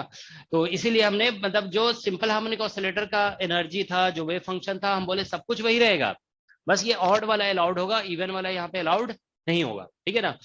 तो देखिए ये जो जिसमें इसमें जो लॉजिक लगाया गया ना, वही लॉजिक इसमें भी लग सकता है। अगर मान लीजिए फाइनाइट पोटेंशियल वेल अभी देखो हम बना रहे थे और सिमेट्रिक जैसा बना रहे थे, माइनस इनविटी प्लस इनविटी, अब मान लो इसको हाफ पोटेंशियल वेल में कन्वर्ट कर दिया गया, इसको जो है ना हाफ इधर इन्फानाइट कर देंगे, तो जो लॉजिक यहाँ था वही लॉजिक लगेगा इसमें भी, ठीक है ना। तो देखिए इसमें क्या है कि अगर आप जस्ट ए मिनट, ठीक है, तो देखो क्या होगा, अच्छा इसमें जानते हो कभी कभी एग्जाम में ऐसा क्वेश्चन आ सकता है कि आपको बोल दिया गया कि इसमें n का वैल्यू 0 1 2 3 सब कुछ लिखना चाहते हो, तो फिर जानते हो देखो ये ध्यान रखोगे कि आपको फिर इसको ऐसे लिख देना पड़ता है, ठीक है ना। E इज इक्वल टू ये h क्रॉस ओमेगा लिखा हुआ है ना, और यहाँ पे आप देखिए अगर n की जगह लिख दो आप मान लो 2m प्लस 1 और प्लस 1/2 ऐसे लिख दो, ठीक है ना। तो आप देखो 2m प्लस 1 लिखोगे ना, अब m इक्वल टू आप 0 लिख दो, यहाँ पे m इक्वल टू 0 1 2 3 कुछ भी लिखिए आप, ठीक है। यहाँ पे 2m प्लस 1 लिखा हुआ है, m की जगह 0 लिखेंगे तो पहला टर्म 1 आएगा जो यहाँ पे आ रहा था, ठीक है ना। और क्या बोलते हैं फिर 1 लिखोगे तो 1 लिखने पे 2 इंटू 1 प्लस 1 3 आ जाएगा, तो यहाँ पे देखिए n की जगह 3, तो मतलब n की जगह आप चाहते हो ना 2m प्लस 1 पुट कर सकते हो, ठीक है ना, और फिर m की जगह 0 1 2 3 लिख सकते हो, या तो फिर ऐसे डायरेक्ट n की जगह n भी लिख सकते हो। यहाँ पे ऐसे कर दो कि हम जो n लिखा हुआ था ना, वहाँ पे कभी एग्जाम में ऐसा नोटेशन यूज हो सकता है, यहाँ पे हमने n लिख दिया, ठीक है ना, तो यहाँ पे भी आप n लिख दो, ठीक है ना। तो अगर आपने n को रिप्लेस कर दिया देखो यहाँ पे 2n प्लस 1 से, ठीक है ना, 2n प्लस 1 से रिप्लेस कर दिया, तो फिर n को 0 1 2 3 लिख सकते हो आप, ठीक है। तो इस केस में एनर्जी जो बनेगा ना, देखो यहाँ पे h क्रॉस ओमेगा और ये 2n प्लस 3/2 बन जाएगा, ठीक है ना। तो कभी जानते हो एग्जाम में ऐसा क्वेश्चन आ सकता है कि which is the correct energy for half oscillator, तो हम जानते हैं कि ऐसे भी लिखा जा सकता है। ऐसे लिखोगे तो 1357 लिखना पड़ेगा, लेकिन अगर ऐसे लिख दिया ना तो फिर 0123 सब कुछ लिखना पड़ेगा, ठीक है ना। तो ये सब थोड़ा मैथमेटिक्स है जो आपको खुद समझना है, ठीक है ना। मान लीजिए आपको ये याद नहीं है, ठीक है ना, तो याद नहीं है तो आप इसी को याद रखो, ठीक है ना। अब इसके बाद देखो, आप पुट करके देखोगे ना, ग्राउंड स्टेट एनर्जी कितना आ रहा है, तो 1 पुट किया 3/2 एच क्रॉस ओमेगा आ गया, फिर 3 पुट करेंगे तो 7/2 एच क्रॉस ओमेगा आ जाएगा, 5, ठीक है ना, 5 पुट करेंगे तो ठीक है 11 एच क्रॉस ओमेगा बाई 2। इस तरह से जो है ना, मतलब हमारा एनर्जीज आ रहा है। तो हमको मान लो ये फॉर्मूला याद नहीं है, तो हम ऑप्शंस में ये दिया हुआ है 0123, तो 0123 पुट करके देखेंगे कि हमारे इस रिजल्ट से कौन कौन सा मैच कर रहा है, तो वही फिर अलाउड एनर्जी हो जाएगा, ठीक है ना। तो आप इसी को याद रखें, ऑप्शन में 0123 अगर दिया हुआ रहेगा ऐसा, तो आप पुट करके देख लोगे, जो मैच कर रहा है वही आंसर हो जाएगा। या थोड़ा सा ये ध्यान में रख सकते हो, ठीक है। ऑल राइट, तो ये तो बस हम ऐसे ही देखो रिलेट करने के लिए बता दिए, ठीक है ना। अब आप देखिए यहाँ पे, चलो ऐसे ही लिख दिए। तो अगर हम हाफ, यहाँ पे देखिए हाफ फाइनाइट पोटेंशियल वेल अगर डिस्कस करें, हाफ फाइनाइट पोटेंशियल वेल, ठीक है ना। हाफ फाइनाइट पोटेंशियल वेल, देखो ऐसा है बेसिकली, इधर इंफिनिटी है पोटेंशियल, इधर इंफिनिटी हर जगह पे, ठीक है ना। और इधर जो है ना, ये हमारा V नॉट है, ठीक है, ऐसा दे दिया है, ठीक है। और ये मान लीजिए ये विड्थ जो है ना, this width is given to be A, ये दिया हुआ है, ठीक है। अब आप बता सकते हो फर्स्ट बाउंड स्टेट के लिए कंडीशन क्या होगा, what is the condition for first bound state. थोड़ा सोच के बताइए आप लोग, what is the condition for first bound state.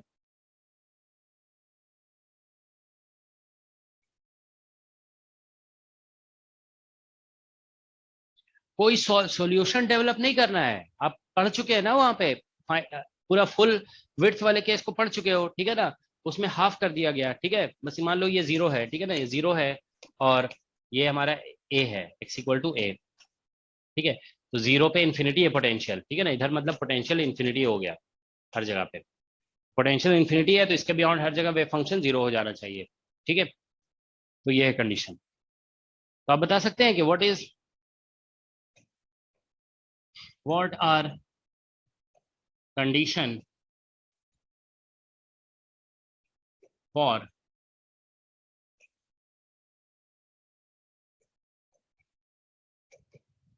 Bound states. Bound states के लिए कंडीशन क्या होगा।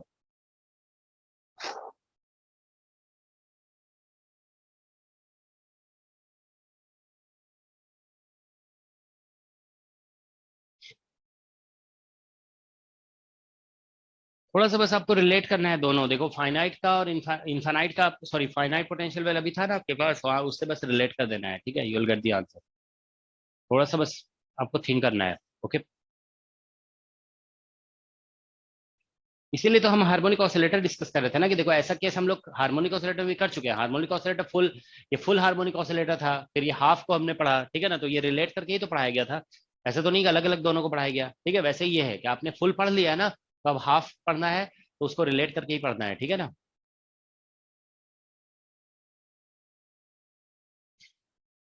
देखो इसके लिए जानते हो क्या करो, आप इसको ऐसे सोचो, ठीक है।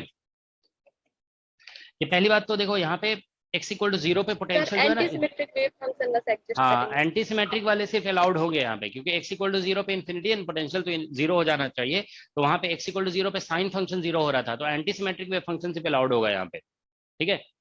तो एंटी सिमेट्रिक वाले जो प्रीवियस केस का एंटी सिमेट्रिक था ना, वो सिर्फ अलाउड होगा। तो मान लो हम बोलते हैं फर्स्ट बाउंड स्टेट के लिए क्या कंडीशन होगा, तो फिर भी बताइए आप, फर्स्ट बाउंड स्टेट के लिए क्या कंडीशन होगा, what is the condition for first bound state.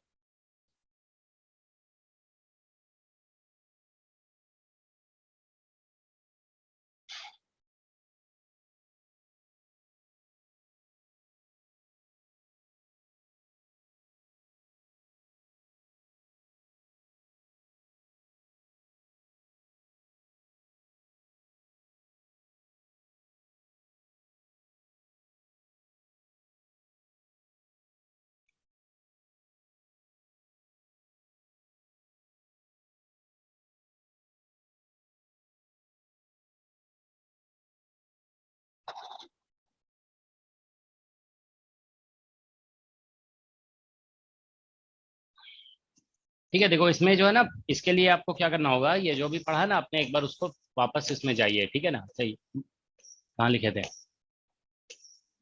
यही था ना, देखो इधर, इसमें वापस जाते हैं, ठीक है ना। तो ये ग्राफ वगैरह जो प्लॉट किया हुआ था, देखो अब ऊपर वाले से तो कोई मतलब नहीं रहा। पाई/2 से पाई होना चाहिए ना। हाँ तो देखो इसमें जो है ना, देखो ये जो है ना, ऊपर वाले से तो कोई मतलब नहीं है अब हमारे पास, ठीक है ना। ये एंटीसिमेट्रिक सॉल्यूशन से एग्जिस्ट करेगा, तो नीचे वाले सॉल्यूशन से लॉर्ड होंगे। तो हमारा जो है ना, देखो पहला तो कंडीशन ये होगा कि देखो इसमें हमें ये कहना पड़ेगा कि जो ये देखो पाई/2 से कम होने पे तो कट कर ही नहीं रहा है, तो ये बेसिकली हमें ये वाला कंडीशन लेना पड़ेगा कि it should be less than pi, है ना। लेस देन पाई मतलब पाई/2 से greater but less than pi वाले कंडीशन को लगाना पड़ेगा, ठीक है ना। It should be greater than पाई/2 बट लेस देन पाई, तभी एक फर्स्ट एंटीसिमेट्रिक सॉल्यूशन एग्जिस्ट करेगा, ठीक है ना। तो ये कंडीशन लगेगा, ठीक है। तो देखो यहाँ पे, एक मिनट, किधर था,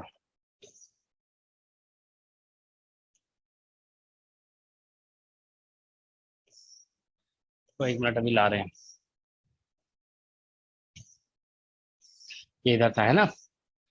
तो देखो इसमें हम क्या करेंगे कि इस तरह से एक इसको सिमेट्रिक पोटेंशियल जैसा बनाते हैं, ठीक है। देखो ऐसे करते हैं, मतलब इसका कंस्ट्रक्शन ऐसे कर दे रहे हैं कि ये मान लो V0 है, देखो ये हो जाएगा -a/2 और ये हो जाएगा +a/2, x equal to sorry -a, ये a दिया हुआ है ना, तो ये -a हो जाएगा, ठीक है। थोड़ा सा स्लाइटली ट्रिकी है, ठीक है ना। देखो यहाँ पे, तो अब जो विड्थ हो जाएगा ना इसका, वो 2a हो जाएगा। तो पहले हम लोग देखो कंडीशन ऐसे लिख रहे थे ना कि V0 should be less then, देखो ग्रेटर देन हम लिख रहे थे π² अपॉन 2m और इंटू a² जो लिख रहे थे ना, वहां पे आपको 2a² लिखना पड़ेगा, you will have to write 2a², ठीक है। और यहाँ पे आ जाएगा बेसिकली 2, ठीक है। यही आ रहा था ना, 2π² h² अपॉन, ठीक है, upon 2m a², sorry 2m upon 2a², ऐसे लिखना होगा। Is it okay? तो ये लिखना होगा, सॉरी 2² तो अगर ऐसा होगा, देखो यहाँ पे, क्योंकि इसका विड्थ जो है ना, अगर आप इसको सिमेट्रिक से कंपेयर करोगे ना, तो हाफ दिया हुआ है इधर, इसका विड्थ a दिया हुआ है, तो सिमेट्रिक से कंपेयर करोगे ना तो वो 2a बनाना पड़ेगा। तो यहाँ पे जो a लिखा हुआ था ना वहां पे, उसकी जगह 2a आ जाएगा, ठीक है। तो ये फर्स्ट बाउंड्री स्टेट के लिए कंडीशन ये होगा, ठीक है। तो अगर आप देखिए यहाँ पे इससे लेस होना चाहिए, ठीक है। और ये, तो अगर हम देखें नेक्स्ट कंडीशन, तो ये फर्स्ट बाउंड स्टेट के लिए ये कंडीशन होगा, ओके। अब अगर हम देखिए सेकंड टू बाउंड स्टेट का कंडीशन लिखना चाहते हैं, ठीक है ना, टू बाउंड स्टेट का। तो टू बाउंड स्टेट, अब देखिए नेक्स्ट के लिए हम लोग ऐसे लिखते थे ना, तो देखिए ये जो है ना एंटीसिमेट्रिक स्टेट वाले कंडीशन है। फिर नेक्स्ट जब हम लोग लिखते हैं तो ये होता है 2² से ग्रेटर 3² से स्मॉलर, ठीक है ना, तो वो फिर सिमेट्रिक स्टेट आता है। फिर नेक्स्ट जब लिखोगे ना, तो यहाँ पे आएगा बेसिकली 3² π² h² अपॉन 2m और इंटू 2a का होल स्क्वायर से ग्रेटर, और यहाँ पे 4² π², ठीक है ना, π² और यहाँ पे h² अपॉन 2m और इंटू 2a का होल स्क्वायर, इससे स्मॉलर अगर होगा, इससे स्मॉलर, ठीक है। तो इस केस में, ठीक है ना, so in that case you get here, ठीक है। तो ये बेसिकली टू बाउंड स्टेट्स यहाँ पे एग्जिस्ट करेंगे, टू बाउंड स्टेट, मतलब उसमें अल्टरनेट जो था ना उसको छोड़ते जाना है, ठीक है ना। फर्स्ट को हमने छोड़ दिया, सेकंड को लिखा, थर्ड को छोड़ देंगे, फोर्थ को लिख रहे हैं हम लोग, ठीक है ना। तो ये बेसिकली टू बाउंड स्टेट का कंडीशन है, ठीक है। तो ये दोनों एंटी सिमेट्रिक बाउंड स्टेट इस केस में एग्जिस्ट करेंगे, ठीक है। और ये नोटिस करोगे यहाँ पे 2a आ गया है, ठीक है, it is coming out to be 2a here, ठीक है। तो देखिए इसको जानते हो, थोड़ा जनरलाइज करके ऐसे लिख दिया जाता है कि जैसे मान लीजिए अगर कभी पोटेंशियल जो है ना ऐसे दिया हुआ है V0 इज इक्वल टू, आप नोटिस करिए यहाँ पे कि यहाँ ग्रेटर लिख दो, V0 अगर जो है ना ग्रेटर देन इससे हो रहा है, ठीक है ना, यहाँ से देखिए 3π², या यहाँ पे देखिए V0 जब इससे ग्रेटर हो रहा है, इस टर्म से ग्रेटर हो रहा है ना, तो इसमें वन बाउंड स्टेट एग्जिस्ट कर रहा है, ठीक है, one bound state is existing, ठीक है। तो इसीलिए जानते हो इसको ऐसे लिख दिया जाता है। यहाँ पे अगर हम V0 को लिख दे 2n-1 का होल स्क्वायर π² और h², ठीक है ना, और अपॉन 2m और इंटू 2a का होल स्क्वायर, अगर हम मान लो ऐसे लिख देते हैं, ठीक है, फॉर दिस पोटेंशियल, अगर ये जैसे पोटेंशियल है, यहाँ पे ये V नॉट है और ये विड्थ A है, विड्थ अगर A है तो यहाँ पे 2A आएगा, ये ध्यान रखोगे, ठीक है ना। तो अगर हम V नॉट को इतना लिख देंगे, यहाँ पे देखिए इतना लिख देते हैं, ठीक है, तो आप नोटिस करो अगर हम n इक्वल टू 1 पुट करेंगे, ठीक है, if I put n equal to 1, ठीक है, तो कितना आ रहा है, n इक्वल टू 1 पुट करोगे तो ये बेसिकली, अच्छा देखो n इक्वल टू 1 हम पुट करेंगे यहाँ पे, तो ये बेसिकली यहाँ पे 1 आ जाएगा, है ना, यू विल गेट 1। हाँ तो ठीक तो है, तो V नॉट जो है ना, अच्छा हम लोग कुछ मिस्टेक तो नहीं किए, नहीं कुछ हमारा डिस्कशन में मिस्टेक हुआ है, जानते हो, there is some mistake I think. देखो अभी हम बता रहे हैं, थोड़ा सा हमें फिगर को फिर से देखना पड़ेगा, ठीक है, एक मिनट, हमें लग रहा है थोड़ा सा मिस्टेक हुआ है, जानते हो, ये फिगर को देखोगे ना अभी समझ में आ जाएगा, ठीक है, कहाँ था वो, हाँ देखो ये, हम इसको ये हम बोल रहे थे कि इससे ग्रेटर होना चाहिए, है ना, it should be greater than this, ठीक है, और ठीक है, इससे ग्रेटर होना चाहिए, और इससे जो है ना अगर लेस भी हो जाएगा, ठीक है, मतलब मेन कंडीशन यही था ना कि इससे ग्रेटर होना चाहिए, ये वाला π/2 जो वाला केस जो है ना, ये π/2 इसको कट करने के लिए π/2 को क्रॉस करना चाहिए था, ठीक है ना। तो हम लोग मेन कंडीशन ये लगा रहे थे कि अल्फा a/2 जो है ना वो ग्रेटर देन π/2 होना चाहिए, तो ये 2 कैंसिल हो गया था, ठीक है, तो हमारा यहाँ से आ गया था कि मतलब V nought should be greater than π², क्योंकि 2 कैंसिल हो गया था, π² h² / 2m × a², तो हम लोग ये कह रहे थे कि V नॉट इससे ग्रेटर होना चाहिए, ठीक है, V नॉट अगर इससे ग्रेटर होगा, ठीक है, देन 1 बाउंड स्टेट एग्जिस्ट, ठीक है, तो ये कंडीशन था, ठीक है, एक मिनट,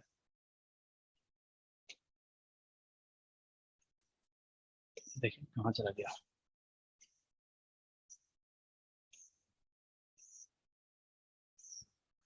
ठीक है, तो हम लोग ये मेन कंडीशन इसमें यही है, ठीक है ना, this is the condition, okay.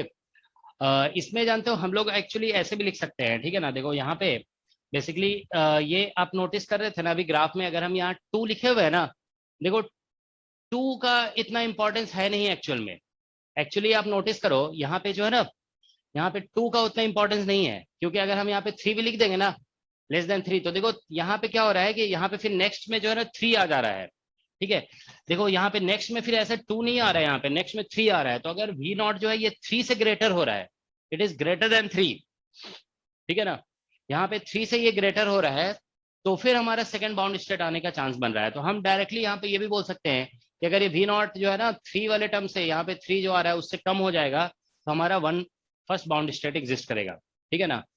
तो बेसिकली आप देखिए यहाँ पे अगर हम इसको ऐसे लिखें, सपोज करो 2n + 1, अगर हम यहाँ पे 1 लिख दें, 2n + 1 कर दें, +1, ठीक है, तो देखो n इक्वल टू अगर हम यहाँ पे 1 लिखेंगे तो ये 3 हो जाएगा, 3 का स्क्वायर हो जाएगा, तो देखो 3 के स्क्वायर से ग्रेटर होने पे 2 बाउंड स्टेट एग्जिस्ट करने का चांस बन रहा है, ठीक है ना, लेकिन 3 भी अगर लिखते हो ना तो 3 केस में भी जो है ना ये वाला कंडीशन आएगा, ठीक है ना, कि V नॉट जो है इससे तो ग्रेटर हो गया, लेकिन 3 से ग्रेटर नहीं हुआ, 3 से कम हुआ, तो उसमें 1 बाउंड स्टेट ही आएगा, ठीक है। तो यहाँ पे देखो हम ये कह सकते हैं बेसिकली कि अगर 2n + 1 लिखा हुआ है whole square π² h² / 2m × 2a का होल स्क्वायर, ठीक है ना, तो n = 1 आप पुट करोगे ना, तो आपको जो भी नंबर यहाँ पे आ रहा है V नॉट अगर वो वैल्यू दिया हुआ है तो 1 बाउंड स्टेट, ठीक है ना, 1 बाउंड स्टेट आने का चांस है, ठीक है ना। अगर हम n = यहाँ पे 2 लिखेंगे तो उस particular value of V not के लिए 2 बाउंड स्टेट आने का चांस होगा, ठीक है।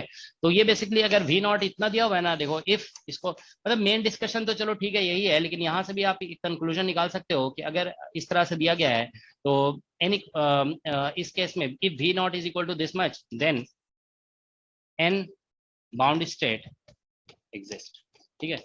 तो इस केस में n बाउंड स्टेट एग्जिस्ट करेगा, ठीक है। अगर इस ये पोटेंशियल दिया हुआ है ना, V नॉट का ये वैल्यू दिया हुआ है, तो आप कह सकते हैं कि n बाउंड स्टेट एग्जिस्ट कर जाएगा, ठीक है।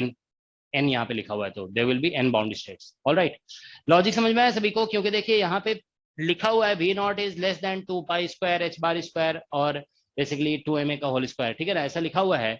लेकिन आप ये देख रहे हो ना, बेसिकली यहाँ पे हो क्या रहा है कि अगर हम लोग यहाँ पे,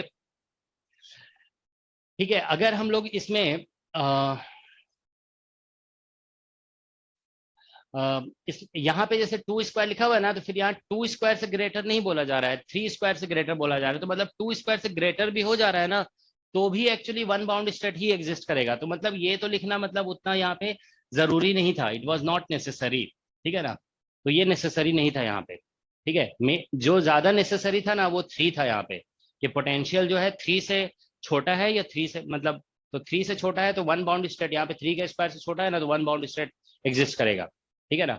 सो ठीक है, दैट्स द केस। ऑलराइट, और फिर उसके बाद फिर 5 नेक्स्ट टर्म जो आएगा ना, जैसे यहाँ पे 4 लिखा हुआ है, अब नेक्स्ट कंपैरिजन करोगे ना, तो फिर नेक्स्ट ऐसा आने वाला है ना, यहाँ पे देखो V naught is greater then, अब नेक्स्ट 4 का कंपैरिजन नहीं आएगा यहाँ पे, अब 5 का डायरेक्ट आएगा, 5 square h bar square upon 2m और इंटू 2a का होल स्क्वायर, ठीक है।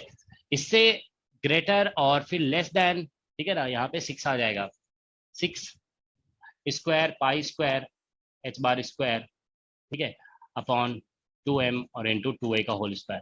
तो वही बात हो रही है ना, फिर से देखो नेक्स्ट जो हम लोग उसमें पढ़ रहे थे ना, एक एक को स्किप करते जा रहे हैं ना, जैसे ये हमारा एंटीसिमेट्रिक का था, फिर नेक्स्ट जो आता है 4 और 5 का कंपैरिजन होता है, वो सिमेट्रिक स्टेट होगा। तो 4 5 नहीं लिखेंगे, 5 6 का लिखना है हमें।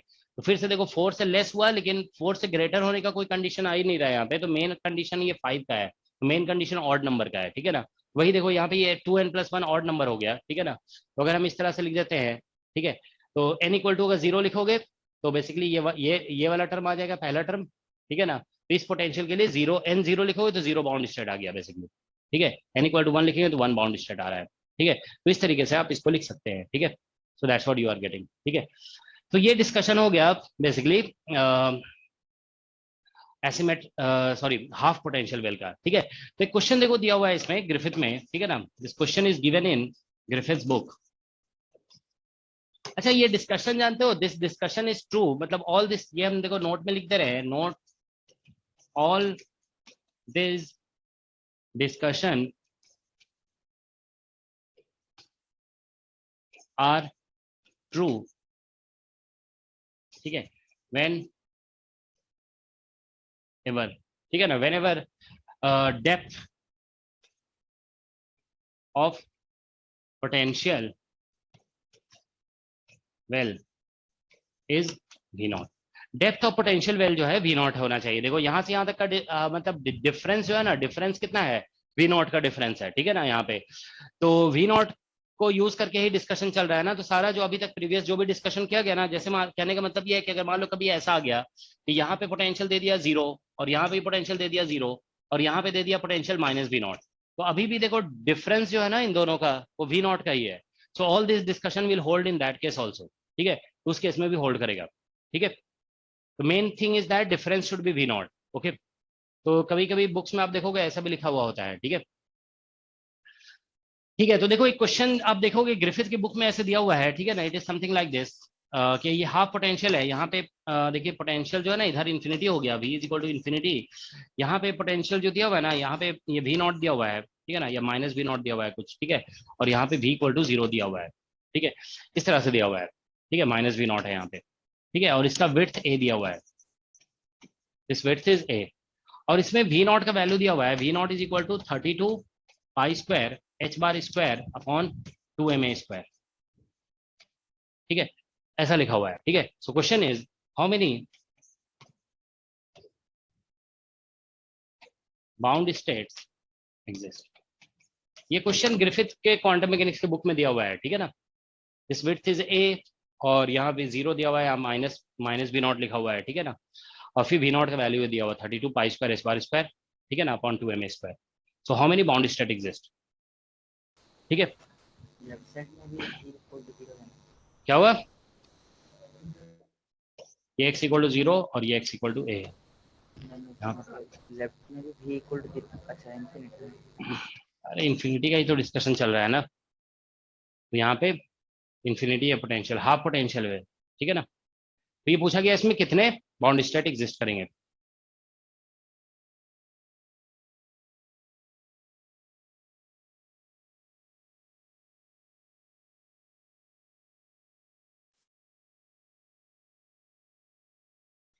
देखो सोच सोच के बताओ जरा क्या आएगा आंसर।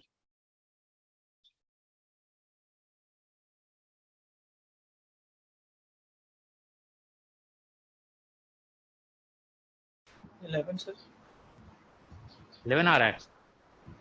सर देखो इसको जो है ना हम ऐसे लिख दे सकते हैं, देखो ये वी नॉट जो दिया हुआ है ना हमारा, V naught is equal to 32 दिया हुआ है pi square h bar square upon 2m का 2, तो इसमें ऐसा करो 2a का होल स्क्वायर कर दो यहाँ पे, क्योंकि हम इसको कंपेयर फिर 2a का होल स्क्वायर से करते हैं ना, और ऊपर में 2 स्क्वायर मल्टीप्लाई कर दो, तो 2 स्क्वायर मल्टीप्लाई करोगे ना तो यहाँ पे बेसिकली ये बन जाएगा कितना 32 दूना 64 64 128, ठीक है, ये 128 आ जाएगा, ठीक है ना।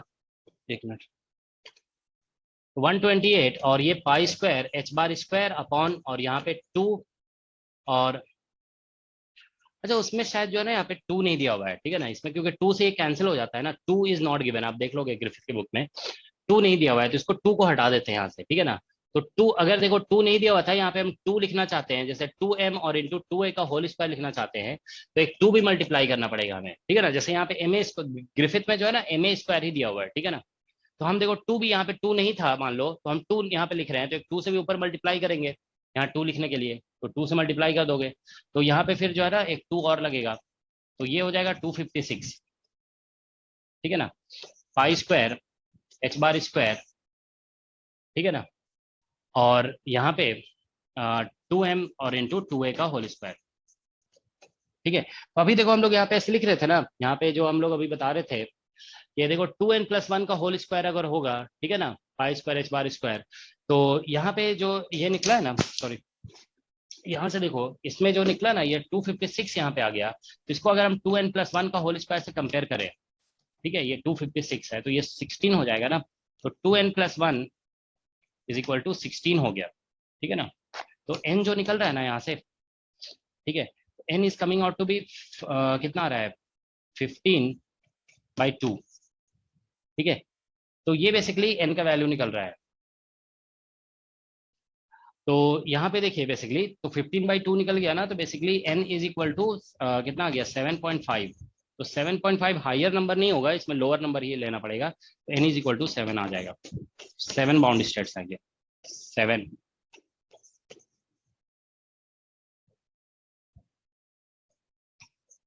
ठीक है, 7 बाउंड स्टेट्स आ रहे हैं, ओके। तो ये जो भी बता दिया गया इसको बस ध्यान में रखोगे, इससे रिलेट करके नंबर ऑफ बाउंड स्टेट का क्वेश्चन आ सकता है इसमें, लेकिन बहुत रेयर पूछा जाता है, तो इसलिए ज्यादा मतलब बहुत ज्यादा टाइम स्पेंड करने की जरूरत नहीं है इसमें, ठीक है। Alright, so this is all about the finite potential well, okay, finite potential well का यही डिस्कशन है, ओके। अब हम लोग नेक्स्ट देखो डिस्कशन करने जा रहे हैं पोटेंशियल बैरियर, ठीक है। पोटेंशियल बैरियर का देखिए क्वेश्चन और भी बहुत कम पूछा जाता है, ठीक है ना। तो पोटेंशियल बैरियर देखिए ये लास्ट टॉपिक है पोटेंशियल से रिलेटेड, फिर नेक्स्ट क्लास से हम लोग स्टार्ट करेंगे ये ऑपरेटर वगैरह, ठीक है। देखिए पोटेंशियल बैरियर में यहाँ पे हाइट जो है ना वी नॉट हो गया, मान लो इधर पोटेंशियल ये 0 दिया हुआ है, ये x इक्वल टू सपोज कर लो a/2 दिया हुआ है, ये x इक्वल टू -a/2 दिया हुआ है, ठीक है ना, सॉरी +a/2 ये -a/2 दिया हुआ है। तो ये कुछ उसी तरह का डिस्कशन लग रहा है ना, देखो बस उसमें उल्टा था, यहाँ पे वी नॉट दिया हुआ था और यहाँ पे बेसिकली तो ये सिचुएशन है, ठीक है ना, यहाँ पे ये 0 है, ठीक है। तो इसकी कुछ हाइट दी हुई है, बैरियर की हाइट वी नॉट है, तो अब इसमें जानते हो 2 केसेस होंगे, ठीक है। जैसे एक केस है जिसमें एनर्जी जो है वी नॉट से कम है, और एक केस है जिसमें एनर्जी वी नॉट से ज्यादा है, ठीक है ना। तो पहले हम लोग देखो केस डिस्कस करते हैं। अच्छा जो अभी हम लोग डिस्कस किए ना, सॉरी एक मिनट, देखो इसमें पोटेंशियल बैरियर से पहले जो है ना, अभी हम लोग फाइनाइट पोटेंशियल वेल का जो केस डिस्कस किए उसमें हम लोग सिर्फ बाउंड स्टेट डिस्कस किए, उसमें एक जानते हो स्कैटरिंग स्टेट का भी डिस्कशन आता है, ठीक है ना। थोड़ा सा सिर्फ ये बता देते हैं इसको, देखो यहाँ पे, ठीक है ठीक है। देखो अच्छा, पहले एक देखो एक डिस्कशन बता देते हैं आप लोग को। जैसे मान लीजिए ये इनफाइनाइट पोटेंशियल वेल है, ठीक है। देखो यहाँ पे ये मान लो पोटेंशियल इधर इन्फिनिटी है, इधर हर जगह इन्फिनिटी है पोटेंशियल, इधर भी पोटेंशियल इन्फिनिटी है, ठीक है, एवरीवेयर। और इसका विड्थ मान लो ए है और यहाँ पे पोटेंशियल 0 दिया हुआ है। तो इसमें अलाउड एनर्जी आप इतना लिखते हो ना, n square pi square h bar square upon 2ma square, ये अलाउड एनर्जी होता है, ठीक है ना। अगर मान लीजिए ऐसा लिखा हुआ है, ठीक है, it is something like this, इधर इन्फिनिटी है पोटेंशियल और इधर भी इन्फिनिटी है और यहाँ पे पोटेंशियल v नॉट दे दिया, तो अब बताइए अलाउड एनर्जी कितना होगा, what is the allowed energy now.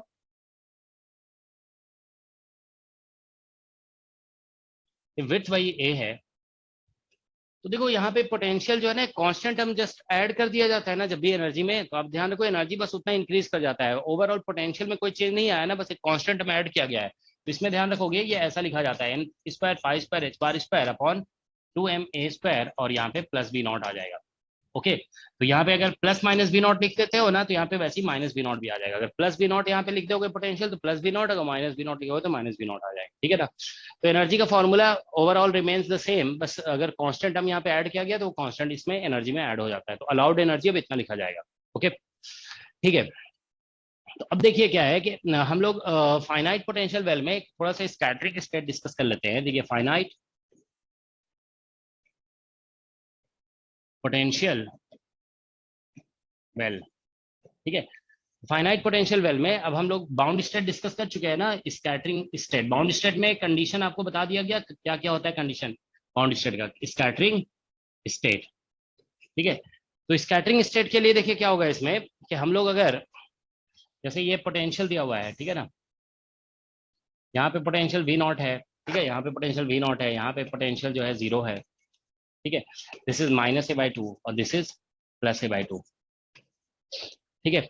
तो इसमें स्कैटरिंग स्टेट में हमें लिखना होगा energy is greater than V naught, ठीक है। तो अब हम लोग अगर वेव फंक्शन लिखेंगे, ठीक है, तो देखो जिसका मतलब ये है कि पार्टिकल जैसे इधर से आ रहा है, ठीक है ना, तो यहाँ पे सडन पोटेंशियल में चेंज हो रहा है ना, तो there will be some reflected particles also, ठीक है ना, तो कुछ ऐसे रिफ्लेक्टेड वेव भी होगा। फिर इधर जो है ना यहाँ पे ऐसे वेव जा रहा है, फिर यहाँ पे देखो यहाँ से रिफ्लेक्ट होगा तो यहाँ रिफ्लेक्टेड वेव भी हो सकता है, यहाँ पे सिर्फ ट्रांसमिटेड वेव होगा, ठीक है ना, क्योंकि एक बार इधर चला गया फिर पोटेंशियल में कहीं भी चेंज नहीं आ रहा है ना, तो इस तरह का केस होगा, ठीक है। तो अब देखिए यहाँ पे हम लोग E is greater than V naught है, तो फिर से हम लोग यहाँ पे एक टर्म डिफाइन कर देते हैं। श्रोडिंगर इक्वेशन लिखोगे ना तो K2 is equal to 2m और into E minus v nought और divided by h bar square. अब E ग्रेटर है ना तो इसको ऐसे ही रहने देना पड़ेगा, ठीक है। एक टर्म ये डिफाइन कर रहे हैं और एक K1 डिफाइन कर देंगे 2m और इंटू E और divided by h bar square, ठीक है, तो ये K1 आ गया। ऑलराइट, तो अब देखिए हम डायरेक्ट सॉल्यूशन लिख सकते हैं, can we write solution directly. देखो यहाँ पे अगर हम वेव फंक्शन को psi1 इस रीजन में लिखते हैं, यहाँ पे psi2 और यहाँ पे psi3, ठीक है। तो psi1 इज इक्वल टू कितना होगा बताइए जरा क्विकली, व्हाट इज psi1।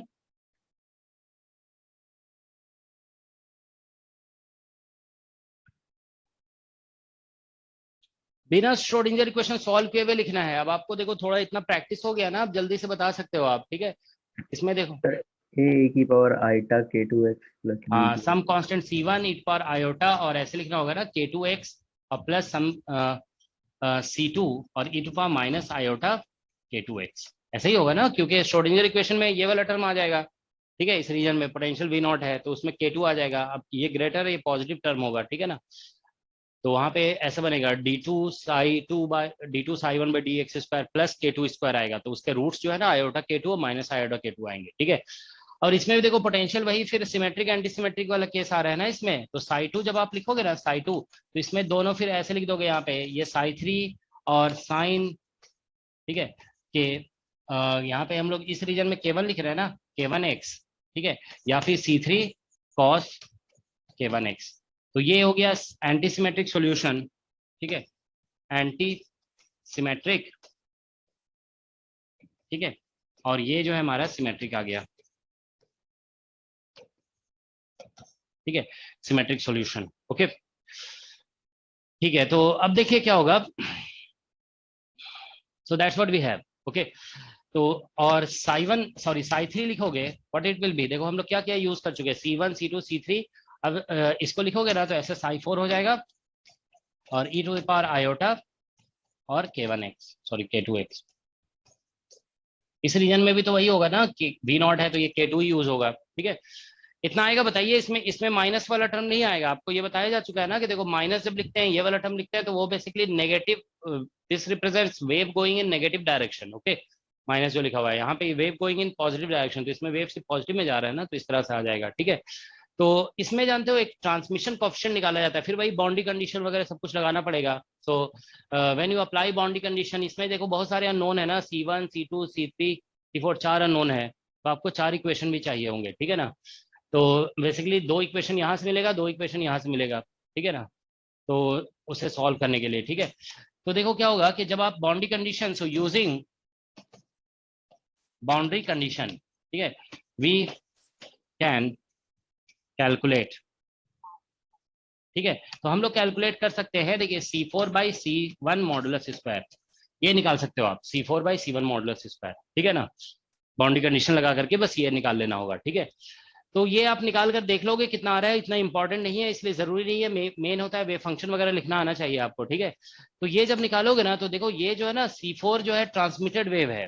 ठीक है, ट्रांसमिटेड वेव, और ये जो है ना C1 इंसिडेंट वेव में है, तो बेसिकली ये ट्रांसमिशन कोएफिशिएंट है, दिस इज ट्रांसमिशन कोएफिशिएंट। ठीक है, तो यहाँ पे ट्रांसमिशन कोएफिशिएंट निकालोगे ना तो ये यही है बेसिकली C4/C1 मॉडुलस स्क्वायर। ठीक है, so you can calculate this. ठीक है, तो देखो इसमें जानते हो एक यूनिक रिजल्ट होता है, there is a unique result, कि जब जब जो है ना when energy of incident particle, देखो जैसे वे पार्टिकल ऐसे इंसिडेंट, क्या ये इनफाइनाइट पोटेंशियल तो है नहीं। ठीक है ना, it is not infinite potential, लेकिन फिर भी देखो इसमें जब भी एनर्जी ऑफ इंसिडेंट पार्टिकल इतना होता है ना, n² π² h² upon 2ma², when ever energy of, ये एनर्जी ऑफ इंसिडेंट पार्टिकल है। देखो आप ये ध्यान रखोगे कि this is the answer for infinite potential well. Infinite यहाँ पे पोटेंशियल वेल है नहीं, लेकिन हम ये कह रहे हैं कि अगर एनर्जी ऑफ द पार्टिकल जो है वो इनफाइनाइट पोटेंशियल वेल में जो पार्टिकल अंदर बाउंडेड होता है उस एनर्जी के इक्वल अगर हो गया, ठीक है, so when ever energy of incident particle है, ये इंसिडेंट पार्टिकल, ठीक है, तो जब जब एनर्जी ऑफ इंसिडेंट पार्टिकल इतना होता है ना, T एक्चुअली बिकम्स 1, तो T जो है ना 1 हो जाता है। ठीक है, ये बहुत इंपॉर्टेंट ओके कंक्लूजन है यहाँ पे। अब इसका ट्रांसमिशन कोएफिशिएंट देखो कितना होता है वो सब जानना जरूरी नहीं है, बट ये जरूर याद रखोगे कि जब एनर्जी ऑफ इंसिडेंट पार्टिकल जो इनफाइनाइट पोटेंशियल वेल में जो बाउंड स्टेट का एनर्जी है उसके इक्वल जब हो जाता है ना, तो ट्रांसमिशन कोएफिशिएंट 1 निकलता है यहाँ पे। ठीक है, अगर आप निकालना चाहते हो तो निकाल के देख लो, यहाँ से जो है ना निकालना बहुत मुश्किल नहीं है, बस 4 बाउंड्री कंडीशन लिखना होगा और उसके हेल्प से आपको ये निकालना पड़ेगा, C4/C1 modulus square, transmission coefficient यही निकलेगा। वो आपको बताया गया ना, transmission coefficient basically J of transmitted wave और J ऑफ इंसिडेंट वेव निकालना पड़ता है। ठीक है ना, तो J ऑफ ट्रांसमिटेड वेव निकालोगे तो उससे C4 मॉडुलस स्क्वायर आ जाएगा, और इससे जो है ना C1 मॉडुलस स्क्वायर आ जाएगा। ठीक है, तो ये इसको जानते हो कुछ रैमसे टॉनसेंट इफेक्ट भी बोलते हैं। ठीक है ना, दिस इज कॉल्ड, मुझे एग्जैक्टली नाम याद नहीं है, रैमसे टॉनसेंट ठीक है इफेक्ट। ठीक है, सो whenever energy becomes equal to this much, transmission coefficient becomes equal to 1. Okay, ठीक है, तो आप लोग एक बार इसको अगर इंटरेस्टेड हो कैलकुलेशन में तो करके देख लोगे, और उसमें एनर्जी इतना पुट करने पे आप देख लोगे कि ये आंसर आ रहा होगा। Okay, so this is all about finite potential well. ठीक है, तो फाइनाइट पोटेंशियल वेल का बस यही एक बेसिक डिस्कशन है। ठीक है, अब हम लोग नेक्स्ट क्लास में जो है ना बैरियर डिस्कस कर लेंगे। ठीक है ना, तो थोड़ा बैरियर का डिस्कशन एक बार जानते हो आप लोग, देखो अंडरस्टैंडिंग बिल्ड करने के लिए ये एक बार कैलकुलेट करके देख लोगे खुद से कितना आ रहा है। ठीक है, और उसमें चेक कर लोगे कि ये रिजल्ट आता है कि नहीं आता है। Okay, you will get this result. ठीक है, तो ठीक है, नेक्स्ट क्लास में हम जो है ना डिस्कस करेंगे बैरियर। ठीक है, तो बस उसके बाद फिर हम लोग ऑपरेटर डिस्कस करेंगे, ये टॉपिक आपका कंप्लीट हो जाएगा। ओके, किसी को कोई डाउट है तो पूछ सकते हो।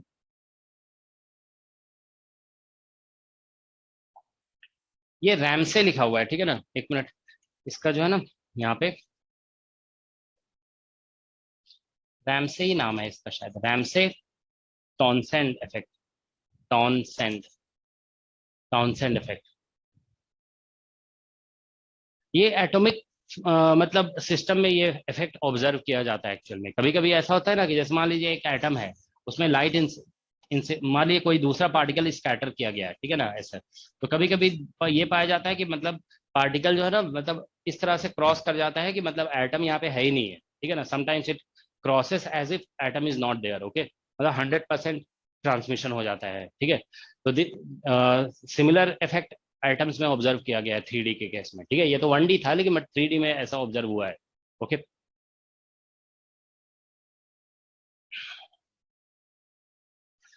चलो ठीक है, तो नेक्स्ट क्लास में हम लोग फर्दर डिस्कस करेंगे, ओके।